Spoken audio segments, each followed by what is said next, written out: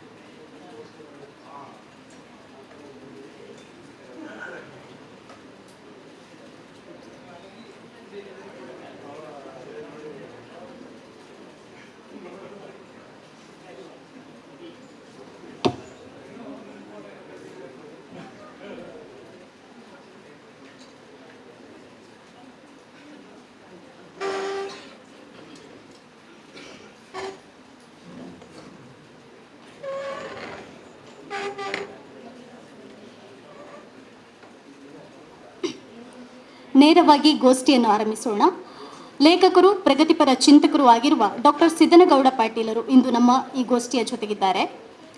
ಇವರು ನಿರಂಜನರ ಸಾಹಿತ್ಯದ ತಾತ್ವಿಕ ನೆಲೆಗಳು ಎಂಬ ವಿಷಯದಲ್ಲಿ ಪ್ರಬಂಧವನ್ನು ಮಂಡಿಸಲಿದ್ದಾರೆ. ಬಂಡಾಯ ಸಾಹಿತ್ಯ ಸಂಘಟನೆಯ ರಾಜ್ಯ ಸಂಚಾಲಕರಾಗಿದ್ದ ಪಾಟೀಲರು ತಮ್ಮ ವಿದ್ಯಾಭ್ಯಾಸವನ್ನು ಧಾರವಾಡ ಕರ್ನಾಟಕ ವಿಶ್ವವಿದ್ಯಾನಿಲಯದಲ್ಲಿ ಮಾಡಿದರು. ಆ ಸಮಯದಲ್ಲಿ ಎಂ ಕಲಬುರ್ಗಿ ಅವರು ಇವರ ಗುರುಗಳಾಗಿದ್ದರು. ಇವರ ವಾಸ್ತವ್ಯದ ಸಮೀಪವೇ ಕನ್ನಡದ ಖ್ಯಾತ ಪ್ರಗತಿಗಾಮಿ ಸಾಹಿತಿ ಬಸವರಾಜ ಕಟ್ಟಿಮನಿ ವಾಸಿಸ್ತಾ ಇದ್ರು. ಅವರೊಂದಿಗಿನ ಅಪಾರ ಒಡನಾಟ ಪಾಟೀಲರಿಗಿತ್ತು. ರಂಗಭೂಮಿಯಲ್ಲೂ ತಮ್ಮನ್ನು ತೊಡಗಿಸಿಕೊಂಡ ಇವರು ತಮ್ಮ ದೊಡ್ಡ ಕಂಠದಿಂದ ಕ್ರಾಂತಿ ಗೀತೆಗಳನ್ನು ಹಾಡ್ತಾ ಇದ್ರು. ನಂತರದಲ್ಲಿ ಭಾರತೀಯ ಕಮ್ಯುನಿಸ್ಟ್ ಪಕ್ಷ ಸಿಪಿಐನ ಸದಸ್ಯರಾದರು.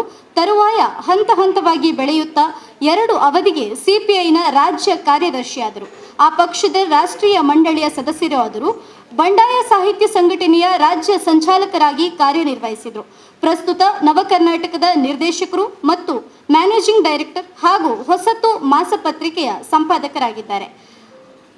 ನಾನು ಬಸ್ಯ ಅಂತ, ಸಾಕ್ಷಿಗಳು ಮಾರಾಟಕ್ಕಿವೆ, ಇವುಗಳು ಮತ್ತು ಇತರ ಕೃತಿಗಳು ಇವರ ಪ್ರಮುಖ ಕೃತಿಗಳಾಗಿವೆ.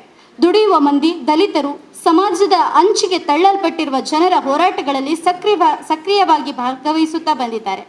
ಜನಪರ ಕಾಳಜಿಯಿಂದ ಕರ್ನಾಟಕದ ಮನೆಮಾತಾಗಿರುವ ಶ್ರೀಯುತರಿಗೆ ಇದೀಗ ವೇದಿಕೆ. ಸಾಹಿತ್ಯ ಅಕಾಡೆಮಿ ಮತ್ತು ಮಂಗಳೂರು ವಿಶ್ವವಿದ್ಯಾಲಯ ಆಯೋಜಿಸಿರ್ತಕ್ಕಂಥ ನಿರಂಜನರ ಜನ್ಮ ಶತಮಾನೋತ್ಸವ ಕಾರ್ಯಕ್ರಮದ ಈ ಗೋಷ್ಠಿಯ ಅಧ್ಯಕ್ಷತೆ ವಹಿಸಿರ್ತಕ್ಕಂಥ ಹಿರಿಯರಾದ ತೋಳ್ಪಾಡಿಯವರೇ ಹಾಗೂ ಸೋಮೇಶ್ವರ ಅವರೇ,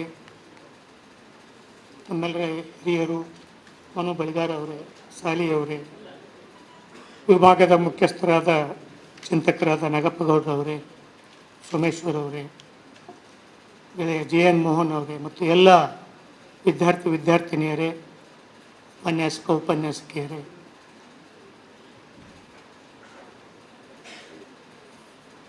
ಹಸಿದಾಗ ಭಾಷಣ ಮಾಡೋದು ಪಾಪ, ಊಟ ಆದಮೇಲೆ ಭಾಷಣ ಮಾಡೋದು ಶಾಪ.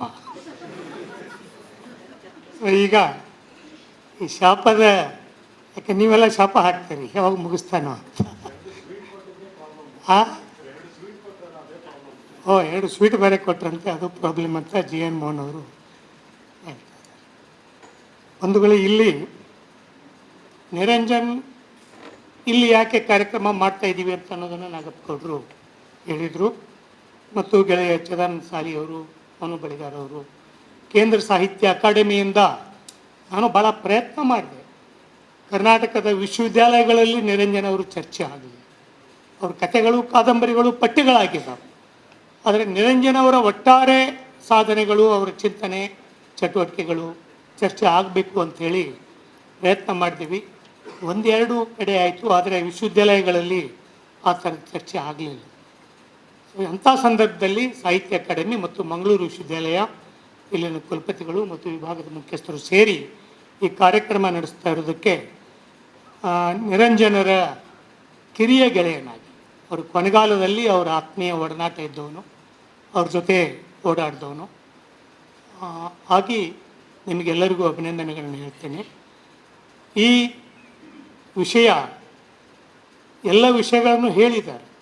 ಅವರ ಕಾದಂಬರಿಗಳ ಬಗ್ಗೆ ಮಾತನಾಡಿದ್ದಾರೆ, ಅವರ ಕಥೆಗಳ ಬಗ್ಗೆ ಮಾತನಾಡಿದ್ದಾರೆ, ಅವರ ತಾತ್ವಿಕ ನಿಲುವುಗಳ ಬಗ್ಗೆ ಪ್ರಸ್ತಾಪ ಮಾಡಿದ್ದಾರೆ. ಇಲ್ಲಿ ನನಗೆ ತಾತ್ವಿಕ ನೆಲೆಗಳು ಏನು ಅಂತ ಅನ್ನೋದು ಭಾಳ ಗಂಭೀರವಾದಂಥ ವಿಷಯ. ತಾತ್ವಿಕತೆ ಅಂತಂದರೆ ಮನುಷ್ಯನಿಗೆ ತಾತ್ವಿಕತೆ ಎಲ್ಲರಿಗೂ ಇದ್ದೇ ಇರ್ತದೆ. 8 ವರ್ಷದ ಮಗು 6 ವರ್ಷದ ಮಗುಗೆ ಹಂಗೆ ಮಾಡಬೇಡ ಅಂತ ಹೇಳ್ತದೆ. ಹಂಗೆ ಮಾಡಬೇಡ ಅಂತಂದರೆ ಅಲ್ಲೊಂದು ನಿಲುವುದೇ ಒಂದು ತಾತ್ವಿಕತೆ ಇದೆ. ಕೆಲವರು ಹೇಳ್ತಾರೆ ತಾತ್ವಿಕತೆ ಅನ್ನೋದು ಸಾಹಿತ್ಯಕ್ಕೆ ಅದು ಸಲ್ಲ, ಅದು ಸ್ಪಾಂಟೇನಿಯಸ್ ಆಗಿ ಇರಬೇಕು ಅಂತ. ಅಲ್ಲ, ಯಾಕೆಂದರೆ ಸಾಹಿತ್ಯ ಯಾವ ಬದಲಾವಣೆಯನ್ನು ಮಾಡೋದಿಲ್ಲ, ಆದರೆ ಸಾಹಿತ್ಯ ಬದಲಾವಣೆಗೆ ಒಂದು ಮಾನಸಿಕ ಸ್ಥಿತಿಯನ್ನು ಬದಲಾವಣೆಗೆ ಸಜ್ಜುಗೊಳಿಸ್ತದೆ. ಯಾವ ರೀತಿಯ ಬದಲಾವಣೆ ಅದು ಬೇರೆ, ಯಾವ ರೀತಿಯ ಬದಲಾವಣೆಗೆ ಅದು ಪ್ರಚೋದನೆ ಮಾಡ್ತದೆ, ಮಾರ್ಗದರ್ಶನ ಮಾಡ್ತದೆ, ಅಥವಾ ನಮ್ಮ ಮನಸ್ಸಿನ ಮೇಲೆ ಪ್ರಭಾವ ಮಾಡ್ತದೆ ಅನ್ನೋದು ಬೇರೆ ವಿಷಯ. ಆದರೆ ಒಂದು ತಾತ್ವಿಕತೆಯೇ ಇಲ್ಲ ಅಂತ ಅನ್ನೋದು ಸುಳ್ಳು. ನೀವು ಹಳ್ಳಿಯಲ್ಲಿ ಜಮೀನಿಗೆ ಹೋಗ್ತಕ್ಕಂಥ ರೈತನಿಗೆ ಏನಪ್ಪ ಈ ಸಲ ಹೀಗಾಯ್ತಲ್ಲ, ಮಳೆ ಬರಲಿಲ್ಲ ಅಂದರೆ ಅವನು ಸಡನ್ನಾಗಿ ಹೇಳ್ತಾನೆ, ಏನು ಮಾಡೋದು ಸರ್, ನಮ್ಮ ಹಣೆ ಬರ ಅಂತಾನೆ. ಹಣೆ ಬರ ಅನ್ನೋದು ಸಹಿತ ಒಂದು ತಾತ್ವಿಕತೆ. ಅದರಿಂದ ದೊಡ್ಡ ತಾತ್ವಿಕತೆ ಇದೆ. ನಿನ್ನ ಎಲ್ಲ ಕೆಲಸಗಳಿಗೆ, ನಿನ್ನ ಕಾರ್ಯಗಳಿಗೆ ನಿನ್ನ ಹಣೆ ಬರ ಕಾರಣ ಅನ್ನೋದು ಒಂದು ದೊಡ್ಡ ಫಿಲಾಸಫಿ ಅದರಿಂದಿದೆ. ಆದರೆ ಅವನಿಗೆ ಆ ಫಿಲಾಸಫಿ ಗೊತ್ತಿರಲಿಕ್ಕಿಲ್ಲ, ಮನುಶಾಸ್ತ್ರ ಗೊತ್ತಿರಲಿಕ್ಕಿಲ್ಲ, ಮತ್ತೊಂದು ಗೊತ್ತಿರಲಿಕ್ಕಿಲ್ಲ, ಅಥವಾ ವೇದಗಳು ಗೊತ್ತಿರಲಿಕ್ಕಿಲ್ಲ. ಆದರೆ ಅವು ಎಲ್ಲವೂ ಉಂಟು ಮಾಡಿರ್ತಕ್ಕಂಥ ಪ್ರಭಾವದ ಚಿಂತನೆ ಇದೆಯಲ್ಲ, ಅದು ಅವನ ಮೇಲೆ ಪರಿಣಾಮ ಮಾಡಿದೆ. ಸೊ ಆ ಥರದ ಒಂದು ತಾತ್ವಿಕ ಹಿನ್ನೆಲೆ. ಸೊ ಇದನ್ನು ನೋಡುವಾಗ ನಾನು ಕುಲಪತಿಗಳಿಗೂ ಮತ್ತು ನಮ್ಮ ನಾರಾಯಣಗೌಡರಿಗೂ ಇಲ್ಲಿ ಮನವಿ ಮಾಡ್ಕೊಳ್ತೇನೆ, ವಿದ್ಯಾರ್ಥಿಗಳ ಜೊತೆ ಸಂವಾದ ಇಟ್ಟರೆ ಹೆಚ್ಚು ಒಳ್ಳೆಯದು. ವಿದ್ಯಾರ್ಥಿಗಳ ಜೊತೆ ಯಾಕೆಂತಂದರೆ ನಾವು ಭಾಳ ಬುದ್ಧಿವಂತರು ಅಂತಲ್ಲ, ಈ ಸಂವಾದದಲ್ಲಿ ಅವರ ಬುದ್ಧಿ ನಮಗೆ, ನಮ್ಮ ಬುದ್ಧಿ ಅವರಿಗೆ.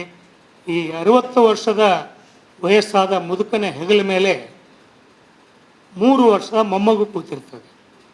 60 ವರ್ಷದ ಮುದುಕನ ಹೆಗಲ ಮೇಲೆ 3 ವರ್ಷದ ಮೊಮ್ಮಗು ಕೂತಿರ್ತದೆ. ಆದರೆ ನೋಡೋಕ್ಕೆ ದೂರ ಕಾಣೋದು ಮೊಮ್ಮಗನಿಗೆ ಕಾಣ್ತದೆ ಹೊರತು ಅಜ್ಜನಿಗೆ ಕಾಣೋದು.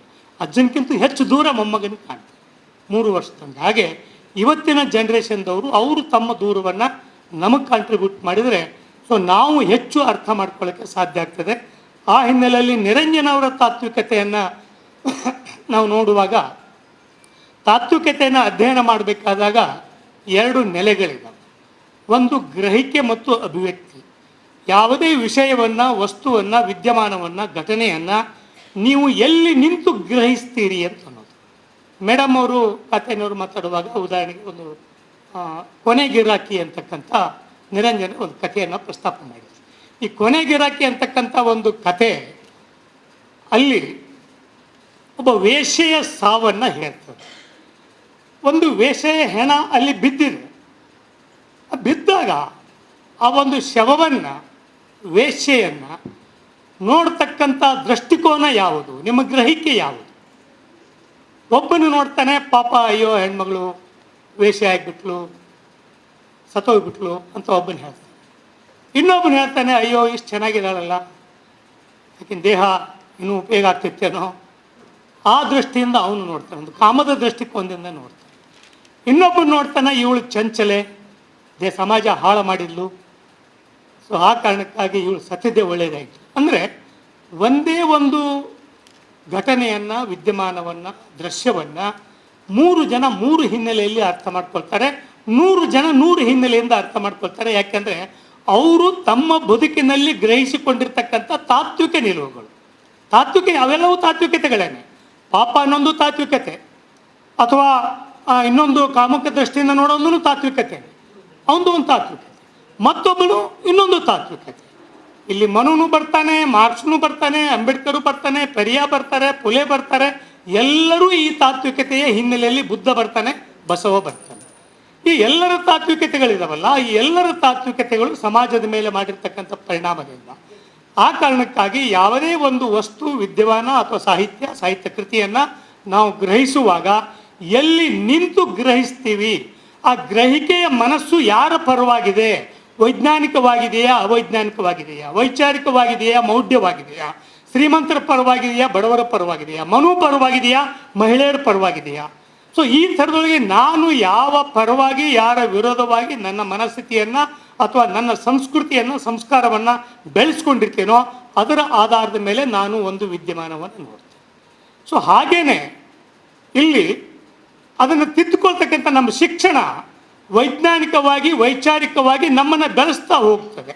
ಆ ಬೆಳೆಸ್ತಾ ಹೋದಾಗಲೂ ಸಹಿತ ನಮಗೆ ಬಾಲ್ಯದಿಂದ ಬಂದಿರತಕ್ಕಂಥ ಸಾಮಾಜಿಕ ಸಂಸ್ಕಾರಗಳು ನಮಗೆ ನಮ್ಮದೇ ಆಗಿರ್ತಕ್ಕಂಥ ಒಂದು ಮನೋಭೂಮಿಕೆಯನ್ನು ರೂಪಿಸಿರ್ತವೆ. ಅವು ನಮಗೆ ಅರಿವಿಲ್ಲದೆ ಕೆಲಸ ಮಾಡ್ತಾ ಇರ್ತವೆ. ಒಂದು ಸಾರಿ ಚಳವಳಿಗೆ ಬಂದು ಸುಮಾರು ನಿರಂಜನ್ ಅವ್ರ ಜೊತೆ ಒಡನಾಡಿದ ನಂತರ ಒಂದು 15 ವರ್ಷದ ಮೇಲೆ ಜರ್ಮನ್ ದೇಶಕ್ಕೆ ಹೋಗಿದ್ದೆ. ಅಲ್ಲಿ ಮೆಟ್ರೋ, ಬರ್ಲಿನ್ ಸಿಟಿಯಲ್ಲಿ ಮೆಟ್ರೋ ಇತ್ತು ಅವಾಗ 1984-85. ಆ ಮೆಟ್ರೋದಲ್ಲಿ ಕೂತು ಹೋಗುವಾಗ ಕಾಲ ಮೇಲೆ ಕಾಲು ಹಾಕೊಂಡು ಕೂತಿದ್ದೆ. ಒಂದು ಹುಡುಗಿ 16-18 ವರ್ಷದ ಹುಡುಗಿ ಬಂದು ನನ್ನ ಮುಂದೆ ದಾಟಿ ಹೋದ್ರು. ನನ್ನ ಕಾಲು ಅಕ್ಕಿಗೆ ಬಡಿತು. ನನ್ನ ಕಾಲು ಬಡ್ದಾಗ ನಾನೇನು ಮಾಡಿದೆ, ಹಿಂಗೆ ಮಾಡಿ ನಮ್ಮ ಸಿಸ್ಟಮ್ ಹಿಂಗೆ ಮಾಡಿದೆ, ಹಿಂಗೆ ಮುಟ್ಟಿದ್ನಲ್ಲ, ಆ ಹುಡುಗಿಗೆ ಸ್ಲೀವ್ಲೆಸ್ ಇತ್ತು, ಇಲ್ಲಿ ಬಟ್ಟೆ ಇರಲಿಲ್ಲ. ನಾನು ಮುಟ್ಟಿದಾಗ ನನ್ನ ಕೈ ಇಲ್ಲಿಗೆ ಬಡಿತಾಗಿ. ಸೊ ಆಕೆ ನೋಡಿದ್ಲು, ಬಂದು ಪಕ್ಕಕ್ಕೆ ಕೂತ್ಲು. ನಾನು ನನ್ನ ಪಾಡಿ ಕೂತೆ. ನಮ್ಮ ಹುಡುಗಿಯರಾದರೆ ಕಂಪ್ಲೇಂಟ್ ಕೊಡ್ತಿದ್ರು ಅಥವಾ ಓಡಿಕ್ಕಿದ್ರು ಬೇರೆ. ಆ ಹುಡುಗಿಗೆ ನನ್ನ ವರ್ತನೆ ಸ್ವಲ್ಪ ವಿಚಿತ್ರ ಅನ್ನಿಸ್ತು. ಆಕೆ ಕೇಳಿದ್ಲು ನನಗೆ, ಅರಿ ಇಂಡಿಯನ್? ಹಾಂ ಹೌದು ಇಂಡಿಯನ್. ಸೊ ಮೊದಲು ನೀವು ಗೊತ್ತಾಗಲ್ದೇನೆ ಕೈ ಬಡಿಸಿದ್ರಿ, ಅದು ಏನು ತಿಳಿದೇನೆ ಕಾಲು ಬಡಿಸಿದ್ರಿ, ನೋಡ್ದೇನೆ ಕಾಲು ಬಡಿಸಿದ್ರಿ, ನೋಡಿ ಕೈ ಯಾಕೆ ಬಡಿಸಿದ್ರಿ ಅಂತ ಕೇಳಿದ್ರಿ. ನಿಮ್ಮ ಅರಿವಿಗೆ ಬರ್ದೇನೆ ಕಾಲು ಬಡಿಸಿದ್ರಿ, ಆಮೇಲೆ ನನ್ನ ನೋಡಿ ಕೈ ಬಿಡಿದ್ರಲ್ಲ ಯಾಕೆ? ಆಕೆ ಗೊತ್ತಾಯ್ತು ಇದೇನೋ ಕಲ್ಚರು ಅಂತ. ನಾನು ಹೇಳಿದೆ, ಅವಾಗ ನಾನು ಆಲೋಚನೆ ಮಾಡಿದೆ, ಹೌದಲ್ಲ, ನಮ್ಮ ದೇಶದಲ್ಲಿ ಕಾಲು ಅಂತಂದರೆ ಅದು ಶೂದ್ರರು ಹುಟ್ಟೋ ಜಾಗ, ತಲೆ ಅಂದರೆ ಬಾಂಬ್ರು ಹುಟ್ಟೋ ಜಾಗ. ಸೊ ಅದಕ್ಕಾಗಿ ಈ ತಲೆ ಅನ್ನೋದು ಶ್ರೇಷ್ಠ, ಕಾಲು ಅನ್ನೋದು ಕನಿಷ್ಠ. ಯಾರಿಗಾದರೂ ಕಾಲು ಬಡಿದ್ರೆ ನಾವೇನು ಮಾಡ್ತೀವಿ, ಹಿರಿಯರಿಗೆ ಬಡಿದ್ರೆ ಕಾಲು ಬಿದ್ದು ನಮಸ್ಕಾರ ಮಾಡ್ತೀವಿ. ಆದರೆ ಟೈಮ್ ಕಡಿಮೆ ಅಲ್ಲ, ನಮಗೆ ಶಾರ್ಟ್ಕಟ್ ಮಾಡ್ಕೋತೀವಿ. ಅದಕ್ಕೇನು ಮಾಡ್ತೀವಿ, ಹೀಗೆ ಮಾಡಿ ಅಂದರೆ ಅವ್ರ ಕೈ ಮುಟ್ಟಿ ನನ್ನ ತಲೆಗೆ ಹಚ್ಕೊಂಡು ಹೀಗೆ ಮಾಡ್ತೀವಿ. ಅಂದರೆ ನನ್ನ ತಲೆಯಿಂದ ನಿನಗೆ ಕ್ಷಮೆ ಕೇಳ್ತೀನಿ ಅಂತ ಅನ್ನೋದು. ಆಕೆ ಹೇಳಿದ್ಲು, ಸಿಂಪ್ಲಿ ಯು ಕ್ಯಾನ್ ಆಸ್ಕ್ ಎನ್ಸಾಲ್ ಜಗಂಜಿ ಲಿಟ್ಪಿಟ ಅಂದರೆ ಪ್ಲೀಸ್ ಎಕ್ಸ್ಕ್ಯೂಸ್ ಮೀ ಅಂದಂಗೆ. ಸೊ ಅದನ್ನು ಕೇಳ್ಬೋದಲ್ಲ. ಅದು ಇಲ್ಲಿಲ್ಲ, ಅದು ನಮ್ಮ ಪಾರ್ಟ್ ಆಫ್ ದಿ ಕಲ್ಚರ್. ಆಮೇಲೆ ಹಾಕಿದ್ದು ಎರಡನೇ ಪ್ರಶ್ನೆ, ಕಾಲು ಯಾಕೆ ಕನಿಷ್ಠ? ಸೊ ಈ ಕಾಲು ಕನಿಷ್ಠ ಅನ್ನೋದು, ತಲೆ ಶ್ರೇಷ್ಠ ಅನ್ನೋದು ಒಂದು ಫಿಲಾಸಫಿ, ಒಂದು ತಾತ್ವಿಕತೆ. ನಾನು ಆಗಲೇ 1979-80ರಿಂದ ಸಾಮಾಜಿಕ ಚಳವಳಿಯಲ್ಲಿ, ವೈಚಾರಿಕ ಆಂದೋಲನಗಳಲ್ಲಿ ಭಾಗವಹಿಸಿ ನಿರಂಜನರ ಜೊತೆ ಒಡನಾಡಿದ್ರು ಸಹಿತ ನನ್ನ ತಲೆಯೊಳಗೂ ಅದು ಗೊತ್ತಿಲ್ಲದೇನೆ ಈ ತಲೆ ಅನ್ನೋದು ಶ್ರೇಷ್ಠ, ಇನ್ನೊಬ್ಬರಿಗೆ ಕಾಲು ಬಡಿದ್ರೆ ನಾನು ನನ್ನ ತಲೆಯಿಂದ ನಮಸ್ಕಾರ ಮಾಡ್ಕೊಂಡು ನನ್ನ ಕಾಲು ಅನ್ನೋದು ಕನಿಷ್ಠ ಅಂತಕ್ಕಂಥ ಇನ್ನರ್ ಸೈಕಾಲಜಿ ನನ್ನ ಒಳಗಡೆನೇ ಇದೆ. ಇದು ಒಂದು ತಾತ್ವಿಕತೆ ನಮ್ಮಲ್ಲಿ, ನಮ್ಮ ಮನಸ್ಸಿನೊಳಗೆ ಬಿದ್ದಿರ್ತದೆ. ಈ ಅವೈಜ್ಞಾನಿಕತೆಯನ್ನು ಅಥವಾ ಈ ಮೌಢ್ಯವನ್ನು ನಾವು ಪ್ರಯತ್ನಪೂರ್ವಕವಾಗಿ ನಮ್ಮಿಂದ ಹೊರ ಹಾಕಬೇಕಾಗ್ತದೆ. ಸೊ ಈ ಥರದ ತಾತ್ವಿಕತೆಗಳು ಕೇವಲ ಫಿಲಾಸಫಿಕಲ್ ಆಗಿಲ್ಲ, ಆರ್ಥಿಕತೆವಾಗಿದ್ದಾವೆ, ತಾತ್ವಿಕ ಸಂಘರ್ಷಗಳಿದ್ದಾವೆ. ಇಷ್ಟೊತ್ತನ ಎಲ್ಲ ಹೇಳಿದರು, ಮಾರ್ಕ್ಸ್ವಾದ, ಕಮ್ಯುನಿಸಮು ಅದೆಲ್ಲ ಹೇಳಿದರು. ಯಾಕೆ ನಿರಂಜನ್ ಅವರು ಮಾರ್ಕ್ಸ್ವಾದವನ್ನು ಆಯ್ಕೆ ಮಾಡಿಕೊಂಡ್ರು ಅಂತ ಅನ್ನೋದಕ್ಕಿಂತ ಮುಂಚೆ ಈ ಮಾರ್ಕ್ಸ್ವಾದ ಏನು ಹೇಳ್ತದೆ, ತಾತ್ವಿಕತೆ ಏನು? ಜಗತ್ತಿನಲ್ಲಿ ಮಾನವ ಹುಟ್ಟಿನಿಂದ ಇವತ್ತಿನವರೆಗೇನೋ, ಆದಿಮಾನವರ ಕಾಲದಿಂದಲೂ ಸಂಪತ್ತನ್ನು ಯಾರೂ ಬೆನ್ನಿಗೆ ಕಟ್ಕೊಂಡು ಬಂದಿಲ್ಲ. ಈ ಸಂಪತ್ತಿನ ಸೃಷ್ಟಿ ಹೇಗಾಯಿತು ಅನ್ನೋದಕ್ಕೆ ವ್ಯಾಖ್ಯಾನಗಳು ಬಂದಿದ್ದಾವೆ. ಅರಿಸ್ಟಾಟಲ್, ಪ್ಲೇಟೋ ಕಾಲದಿಂದ ವ್ಯಾಖ್ಯಾನಗಳು ಬಂದಿದ್ದಾವೆ. ಈ ವ್ಯಾಖ್ಯಾನಗಳು ಏನು ಹೇಳ್ತಾವಂತಂದರೆ, ಬಂಡವಾಳ ಅಂತ ಅನ್ನೋದು ಬಹುತೇಕ ವ್ಯಾಖ್ಯಾನಗಳು, ಬಂಡವಾಳ ಅನ್ನೋದು ಸಂಪತ್ತಿನ ವೃದ್ಧಿಗೆ, ಸಂಪತ್ತಿನ ಬೆಳವಣಿಗೆಗೆ ಮೂಲ ಕಾರಣ ಅಂತ ಅನ್ನೋದು ವ್ಯಾಖ್ಯಾನ ಆಗಿತ್ತು. ಮೊಟ್ಟ ಮೊದಲನೇ ಬಾರಿಗೆ ಕಾರ್ಲ್ ಮಾರ್ಕ್ಸ್ ಅಂತಕ್ಕಂಥ ಒಬ್ಬ ವ್ಯಕ್ತಿ ಏನು 19ನೇ ಶತಮಾನದಲ್ಲಿ ಈ ಕಾರ್ಮಿಕರನ್ನ ಸಂಘಟನೆ ಮಾಡ್ತಾ ಮಾಡ್ತಾ ಅವರು ಕ್ಯಾಪಿಟಲ್ ಅಂತಕ್ಕಂಥ ಒಂದು ಗ್ರಂಥ ಬರೆದ್ರು. ಆ ಗ್ರಂಥದಲ್ಲಿ ಅವ್ರು ಹೇಳ್ತಾರೆ, ಸಂಪತ್ತಿನ ಸೃಷ್ಟಿ ಬೆವರಿನಿಂದ ಆಗ್ತದೆ ಹೊರತು ಬಂಡವಾಳದಿಂದ ಆಗೋದಿಲ್ಲ. ಯಾಕೆಂತಂದರೆ ಬಂಡವಾಳ ಮಾನವ ಕುಲ ಹುಟ್ಟುವಾಗಲೇ ತೊಗೊಂಬಂದಿಲ್ಲ ಆದಿಮಾನವ. ಈ ಮಾನವ ಜನಾಂಗ ಬೆಳೀತಾ ಬೆಳೀತಾ ಬೆಳೀತಾ ರಾಜ ಮಹಾರಾಜರು, ವ್ಯಾಪಾರಿಗಳು ಈ ಥರ ಬೆಳೆದ ಹಾಗೆ ಆ ಬಂಡವಾಳ ಬೆಳೆದಿದೆ. ಆದರೆ ಸಂಪತ್ತನ್ನು ಬೆಳೆಸೋಕೆ ಶ್ರಮ ಮಾತ್ರ ಮುಖ್ಯ. ಆ ಕಾರಣಕ್ಕಾಗಿ ಶ್ರಮ ಮುಖ್ಯ, ಶ್ರಮಿಕರು ಬಂಡವಾಳದ ಪಾಲನ್ನು ಪಡಿಬೇಕು ಅಂತಕ್ಕಂಥ ಒಂದು ಸಿದ್ಧಾಂತವನ್ನು ಹಾಕಿ. ಇದು ಹೊಸದಲ್ಲ. ಭಾಳ ಜನ ಹೇಳ್ತಾರೆ ಇಲ್ಲ ಇದು ಮಾರ್ಕ್ಸ್ವಾದ ಇಂಡಿಯಾದಲ್ಲ ಮತ್ತೊಂದು ಇನ್ನೊಂದು. ಹೊಸದಲ್ಲ. ಬುದ್ಧ ಏನು ಹೇಳಿದರು? ಬುದ್ಧ ಸಂಘಗಳನ್ನು ಮಾಡಿದರು, ಸಂಪತ್ತನ್ನು ನಿರಾಕರಿಸಿದರು. ಬಸವಣ್ಣ ಏನು ಹೇಳಿದ್ರು? ಉಳ್ಳವರು ಶಿವಾಲಯ ಮಾಡುವರಯ್ಯ, ನಾನೇನು ಮಾಡಲಿ ಬಡವನಯ್ಯ. ಉಳ್ಳವರು ಮತ್ತು ಬಡವರು ಅಂತಕ್ಕಂಥ ಒಂದು ವ್ಯವಸ್ಥೆ ಇದೆ ಅಂತಕ್ಕಂಥ ಹೇಳಿದರು. ಸಿರಿಗರ ಬಡಿದವರು ಅಂತ ಹೇಳ್ತಾರೆ ಬಸವಣ್ಣನವರು. ಸೊ ಈ ಥರದ ಹಲವಾರು ಸಿದ್ಧಾಂತಗಳು ಇದ್ದಾವೆ. ಅಂಬೇಡ್ಕರ್ ಅವರು ಸಹಿತ ತಮ್ಮ ಸ್ಟೇಟ್ಸ್ ಅಂಡ್ ಮೈನಾರಿಟಿ ಅಂತಕ್ಕಂಥ ಪುಸ್ತಕದಲ್ಲಿ 1946-47ರಲ್ಲಿ ಅದನ್ನು ರೆಡಿ ಮಾಡ್ತಾರೆ. ಭಾರತ ಸಂವಿಧಾನ ರೆಡಿ ಮಾಡೋಕ್ಕಿಂತ ಮುಂಚಿನದು, ಇನ್ನು ಸಂವಿಧಾನ ಸಮಿತಿಯ ಅಧ್ಯಕ್ಷ ಆಗಿರಲಿಲ್ಲ. ಅವಾಗ ಅವ್ರು ಹೇಳ್ತಾರೆ, ಈ ದೇಶದ ಸಂಪತ್ತು ಬಹುತೇಕ ಕೈಗಾರಿಕೆಗಳು ಮತ್ತು ಕೃಷಿ ಭೂಮಿ ರಾಷ್ಟ್ರೀಕರಣಗೊಳ್ಳಬೇಕು ಮತ್ತು ಈ ಸಮಾಜದಲ್ಲಿ ಇರ್ತಕ್ಕಂಥವ್ರು ಎಲ್ಲರೂ ಅದರಲ್ಲಿ ವ್ಯವಸಾಯ ಮಾಡಬೇಕು ಅಥವಾ ಅದರ ಪಾಲ್ದಾರ ಆಗಬೇಕು. ಇದರ ಸಂಪತ್ತಿನ ಒಡೆಯರು ಸರ್ಕಾರ ಆಗಬೇಕು, ಪ್ರಭುತ್ವ ಆಗಬೇಕು ಅಂತ ಅನ್ನೋದನ್ನು ಅಂಬೇಡ್ಕರ್ ಅವರು ಹೇಳ್ತಾರೆ. ಸೊ ಇದರ ಅರ್ಥ ಏನು ಅಂತಂದ್ರೆ, ಸಂಪತ್ತಿನ ಹಂಚಿಕೆ ಹೇಗಾಗಬೇಕು, ಈ ಭೂಮಿ ಮೇಲೆ ಹುಟ್ಟಿರ್ತಕ್ಕಂಥ ಪ್ರತಿಯೊಬ್ಬ ಮನುಷ್ಯನು ಸಂಪತ್ತಿಗೆ ಒಡೆಯನಾಗಬೇಕು, ಸಂಪತ್ತಿನ ಪಾಲುದಾರನಾಗಬೇಕು ಮತ್ತು ಸಂಪತ್ತಿನ ಫಲಾನುಭವಿ ಆಗಬೇಕು ಅಂತಕ್ಕಂಥದ್ದನ್ನೇ ಮಾರ್ಕ್ಸ್ವಾದದ ಸಿದ್ಧಾಂತ. ಸೊ ಇಂಥ ಒಂದು ಮಾರ್ಕ್ಸ್ವಾದ 1948ರಲ್ಲಿ ಕಾರ್ಲ್ ಮಾರ್ಕ್ಸ್ ಮತ್ತು ಎಂಗೆಲ್ಸ್ ಅವರು ಸೇರಿ ಒಂದು ಪ್ರಣಾಳಿಕೆ ಅಂತ ಒಂದು ಪುಸ್ತಕ ಬರೀತಾರೆ. ಆ ಪ್ರಣಾಳಿಕೆ ಅನ್ನೋ ಪುಸ್ತಕದಲ್ಲಿ ಇದು ಸಂಪತ್ತು ನಿಮ್ಗೆ ಹಾಗೆ ಸಿಗೋದಿಲ್ಲ, ಈ ದೇಶದಲ್ಲಿರ್ತಕ್ಕಂಥ ಜಗತ್ತಿನಲ್ಲಿರ್ತಕ್ಕಂಥ ಶ್ರಮಜೀವಿಗಳು, ಅವರು ಕಾರ್ಮಿಕರೇ ಆಗಲಿ, ರೈತರೇ ಆಗಲಿ, ಕೂಲಿಕಾರರೇ ಆಗಲಿ, ಬಡವರೇ ಆಗಲಿ, ಯಾರು ಬೆವರು ಸುರಿಸಿ ನಿಜವಾದ ಅರ್ಥದಲ್ಲಿ ದುಡಿತಾರೋ ಅವರು ಒಂದಾಗಬೇಕು ಮತ್ತು ತಮ್ಮದೇ ಆಗಿರ್ತಕ್ಕಂಥ ರಾಜಕೀಯ ಸಂಘಟನೆಯನ್ನು ಕಟ್ಟಿಕೊಂಡು ಹೋರಾಟ ಮಾಡಿ ಪ್ರಭುತ್ವವನ್ನು ತಮ್ಮ ಕೈಗೆ ತೆಗೆದುಕೊಳ್ಳಬೇಕು ಅಂತ ಹೇಳ್ತಾರೆ. ಫ್ರೆಂಚ್ ರೆವಲ್ಯೂಷನ್ ಆಗಿದ್ದು ಹೀಗೇನೆ 1799ರಲ್ಲಿ ಫ್ರೆಂಚ್ ರೆವಲ್ಯೂಷನ್, ಫ್ರೆಂಚ್ ಕ್ರಾಂತಿ ಆಯಿತು. ಆ ಫ್ರೆಂಚ್ ಕ್ರಾಂತಿ ಆಗಿದ್ದು ಸಹಿತ ಹೀಗೇನೆ ರಾಜ ಮಹಾರಾಜರ ಕೈಯಲ್ಲಿ ಎಲ್ಲ ಇತ್ತು, ಅದ್ರ ಬದಲಾಗಿ ಜನತೆಯಲ್ಲಿ ಕೈ ಬರಬೇಕಂತ ಒಂದು ರೆವಲ್ಯೂಷನ್ ಆಗ್ತದೆ. ಸೊ ಆ ಥರದೊಳಗೆ ಅದಾದ್ಮೇಲೆ ಕಾರ್ಲ್ ಮಾರ್ಕ್ಸ್ ಅವರು ಎಂಗೆಲ್ಸ್ ಅವರು ಈ ಪುಸ್ತಕ ಬರೀತಾರೆ ಪ್ರಣಾಳಿಕೆ. ಅದಾದ್ಮೇಲೆ ಜಗತ್ತಿನಾದ್ಯಂತ ಕಾರ್ಮಿಕ ಚಳವಳಿಗೆ ಹುಟ್ಟುತ್ತಾರೆ. ಭಾರತದಲ್ಲಿ 1920ರಲ್ಲಿ ಆ ಥರದ ಒಂದು ಕಾರ್ಮಿಕ ಚಳವಳಿ ಹುಟ್ಟುಕೊಂಡು ಇಲ್ಲಿ ರೈತ ಚಳವಳಿಗಳು, ಕಾರ್ಮಿಕ ಚಳವಳಿಗಳು ಆರಂಭ ಆಗ್ತದೆ. ಇಷ್ಟು ಅವ್ರ ಉದ್ದೇಶ ಇಷ್ಟೇನೆ. ಇದು ಎಲ್ಲರಿಗೂ ಸಹಿತ ಇವನ್ ಅಂಬೇಡ್ಕರ್ ಅವರು 1951ರಲ್ಲಿ 52ರಲ್ಲಿ ನಮ್ಮಲ್ಲಿ ಮೊದಲ ಚುನಾವಣೆ ಆಗ್ತದೆ. ಅವರು 51ರಲ್ಲಿ ಹೇಳ್ತಾರೆ, ಅಧಿಕಾರ, ಪ್ರಭುತ್ವ ದುಡಿಯುವ ಜನರ ಶೋಷಣೆಗೆ ಅಥವಾ ದಲಿತರ ಶೋಷಣೆ ಮುಕ್ತಿಗೆ ಒಂದು ಬೀಗದ ಕೈ ಅಂತ ಅವರು ಲುಧಿಯಾನದಲ್ಲಿ ಒಂದು ಭಾಷಣ ಮಾಡ್ತಾ ಇದ್ದಾರೆ 1951ರಲ್ಲಿ. ಅಂದ್ರೆ ಇದರ ಅರ್ಥ ಏನು? ಪ್ರಭುತ್ವ ಯಾರ ನಿಯಂತ್ರಣದಲ್ಲಿ ಇರ್ತದೋ ಸರ್ಕಾರ ಅವ್ರ ನಿಯಂತ್ರಣದಲ್ಲಿ ಇರ್ತದೆ, ಸರ್ಕಾರ ಅವರಿಗೆ ಪೂರಕವಾಗಿ ಕೆಲಸ ಮಾಡ್ತಾರೆ. ಸೊ ಇದು ಒಟ್ಟಾರೆ ಆ ಒಂದು ಮಾರ್ಕ್ಸ್ವಾದದ ಹಿನ್ನೆಲೆ ಸಿದ್ಧಾಂತ. ಅದಕ್ಕಾಗಿ ಅವರು ದುಡಿಯುವ ಜನರ ಅಧಿಕಾರ ಬರಬೇಕು. ಈ ದುಡಿಯುವ ಜನರ ಅಧಿಕಾರ ಬರಬೇಕಂದ್ರೆ ದುಡಿಯುವ ಜನ ಸಂಘಟಿತರಾಗಿ ಒಂದು ಪ್ರತಿರೋಧವನ್ನು ಒಡ್ಡಬೇಕು. ಈ ಪ್ರತಿರೋಧ ತೀವ್ರ ಆಗ್ತಾ ಆಗ್ತಾ ಆಗ್ತಾ ಬಹುಸಂಖ್ಯಾತ ಆಗಿರ್ತಕ್ಕಂಥ ಜನ ಒಂದಾದ್ರೆ ಪ್ರಭುತ್ವ ಅವ್ರ ಕೈಗೆ ಬರ್ತದೆ. ಆದರೆ ಅವಾಗ ಎಲ್ಲ ಜನಸಮೂಹಕ್ಕೆ ನ್ಯಾಯ ಒದಗಿಸ್ತಕ್ಕಂಥ ಮಹಿಳೆಯರಿಗೂ, ಯುವಕರಿಗೂ, ಬಡವರಿಗೂ ಎಲ್ಲರಿಗೂ ನ್ಯಾಯ ಒದಗಿಸ್ತಕ್ಕಂಥ ಕೆಲಸ ಆಗ್ಬೋದು. ಯಾಕಂತಂದ್ರೆ ದೇಶದ ಸಂಪತ್ತಿನ ಸಮಾನ ಹಂಚಿಕೆ ಆಗ್ತದೆ. ಸಮಾನ ಹಂಚಿಕೆ ಅಂದರೆ ಸಮಾಜವಾದ ಸಮಾನವಾಗಿ ಇರಬೇಕು ಅಂತ. ಸೊ ಈ ಒಂದು ಸಿದ್ಧಾಂತ ಇರ್ತಕ್ಕಂಥ ಹಿನ್ನೆಲೆಯೊಳಗೆ ದುಡ್ಡು ಮತ್ತು ದುಡ್ಡಿರ್ತಕ್ಕಂಥ ಜಮೀನ್ದಾರಿ ವ್ಯವಸ್ಥೆ ಆ ಕಾಲದಲ್ಲಿ ಸಮಾಜದ ಶೋಷಣೆಗೆ ಕಾರಣ. ಈ ಶೋಷಣೆಗೆ ಕಾರಣ ಇದಕ್ಕೆ ಒಂದು ಪ್ರತಿರೋಧ ಬರಬೇಕಾದ್ರೆ ನಾವು ನಿರಂಜನ ನೋಡ್ಬೇಕಾದಾಗ ಹೀಗೇನೆ ನೋಡ್ಬೇಕು. ಅದನ್ನು ಗ್ರಹಿಸಬೇಕಾದಾಗ ಎಲ್ಲಿ ನಿಂತು ಗ್ರಹಿಸ್ತೀವಿ? ಶೋಷಣೆ ನೋವನ್ನು ತರುವುದಿಲ್ಲ, ಶೋಷಿತ ಪ್ರಜ್ಞೆ ನೋವನ್ನು ತರುತ್ತದೆ. ನೀವು ಸಾಮಾನ್ಯ ಜನ ಕೆಲಸ ಮಾಡೋರು, ಕೂಲಿ ಮಾಡೋರು ಪಾಪ ಮಾಡ್ತಾನೆ ಇರ್ತಾರೆ.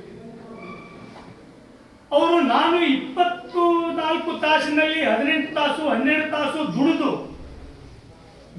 ಒಂದು ಹೊತ್ತಿನ ಊಟಕ್ಕೆ ಪರದಾಡ್ತಾ ಇದ್ದೀನಿ, ಆದರೆ ಏನೂ ದುಡಿದೇನೆ ಅಂಬಾನಿ ಅಂತವನಿಗೆ ಈ ದೇಶದಲ್ಲಿ ದಿನಕ್ಕೆ 1.5-2 ಕೋಟಿ ಲಾಭ ಬರ್ತದೆ, ಸಾರಿ ಒಂದು ತಾಸಿಗೆ 1.5-2 ಕೋಟಿ ಲಾಭ ಬರ್ತದೆ ಅಂತಂದ್ರೆ ಅವನು ದುಡಿದೇನೆ ಅಷ್ಟು ಗಳಿಸ್ತಾನೆ, ನಾನು ದುಡಿದು ಹಿಂಗಿದ್ದೀನಲ್ಲ ಯಾಕೆ ಅಂತಕ್ಕಂಥ ಪ್ರಶ್ನೆ ಅವನಿಗೆ ಬಂದರೆ ಅದು ನೋವಂತ. ನಾನು ಶೋಷಣೆಗೆ ಒಳಗಾಗ್ತಾ ಇದ್ದೀನಿ ಅಂತಕ್ಕಂಥ ಭಾವನೆ ಇದೆಯಲ್ಲ ಅದು ನೋವಂತ. ಇಂಥ ನೋವುಗಳಲ್ಲಿ ಹಲವಾರಿದ್ದಾವೆ. ಒಂದು ವರ್ಣ ವ್ಯವಸ್ಥೆಯ ನೋವು, ಅಂದರೆ ಜಾತಿಯಿಂದ ಅಸ್ಪೃಶ್ಯತೆಗೆ ಒಳಗಾಗಿರ್ತಕ್ಕಂಥ ನೋವು. ವರ್ಗ ವ್ಯವಸ್ಥೆಯ ನೋವು, ಹಸಿವಿನಿಂದ ಬಳಲ್ತಕ್ಕಂಥ ದುಡಿಯುವ ಜನ ಏನಿದಾರಲ್ಲ ಅವರು ಬಡತನದಿಂದ ಬಂದಿರತಕ್ಕಂಥ ನೋವು ಇದೆಯಲ್ಲ ಅದು ವರ್ಗದ ನೋವು, ಇದು ವರ್ಣದ ನೋವು. ಒಬ್ಬ ಶ್ರೀಮಂತ ಆಗಿದ್ರು ಸಹಿತ ನಾನು ಮುಟ್ಟಬೇಡ ಅಂತಂದ್ರೆ ಅವನು ನೋವಿಗೆ ಒಳಗಾಗ್ತಾನೆ, ಅಪಮಾನಕ್ಕೊಳಗಾಗ್ತಾನೆ. ಇನ್ನೊಂದು ಲಿಂಗ ಭೇದದ ನೋವು, ಹೆಣ್ಣು ಮಗಳು. ನೀನು ಹೆಣ್ಣು ಮಗಳಲ್ಲಿ ಆ ಕಾರಣಕ್ಕಾಗಿ ಇದಕ್ಕೆ ನೀ ಅರ್ಹ ಅಲ್ಲ ಅಂತಂದ್ರೆ ಆಗ್ತಕ್ಕಂಥ ನೋವು ಇದೆಯಲ್ಲ, ಈ ಥರದ 3 ನೋವುಗಳಿದಾವಲ್ಲ, ಈ 3 ನೋವುಗಳನ್ನ ನಾವು ಗ್ರಹಿಸಿದಾಗ ಮಾತ್ರ ಈ ನೋವಿನ ಬಗ್ಗೆ ಬಂದಿರತಕ್ಕಂಥ ಸಾಹಿತ್ಯ ನಮಗೆ ಅರ್ಥ ಆಗಕ್ಕೆ ಸಾಧ್ಯ.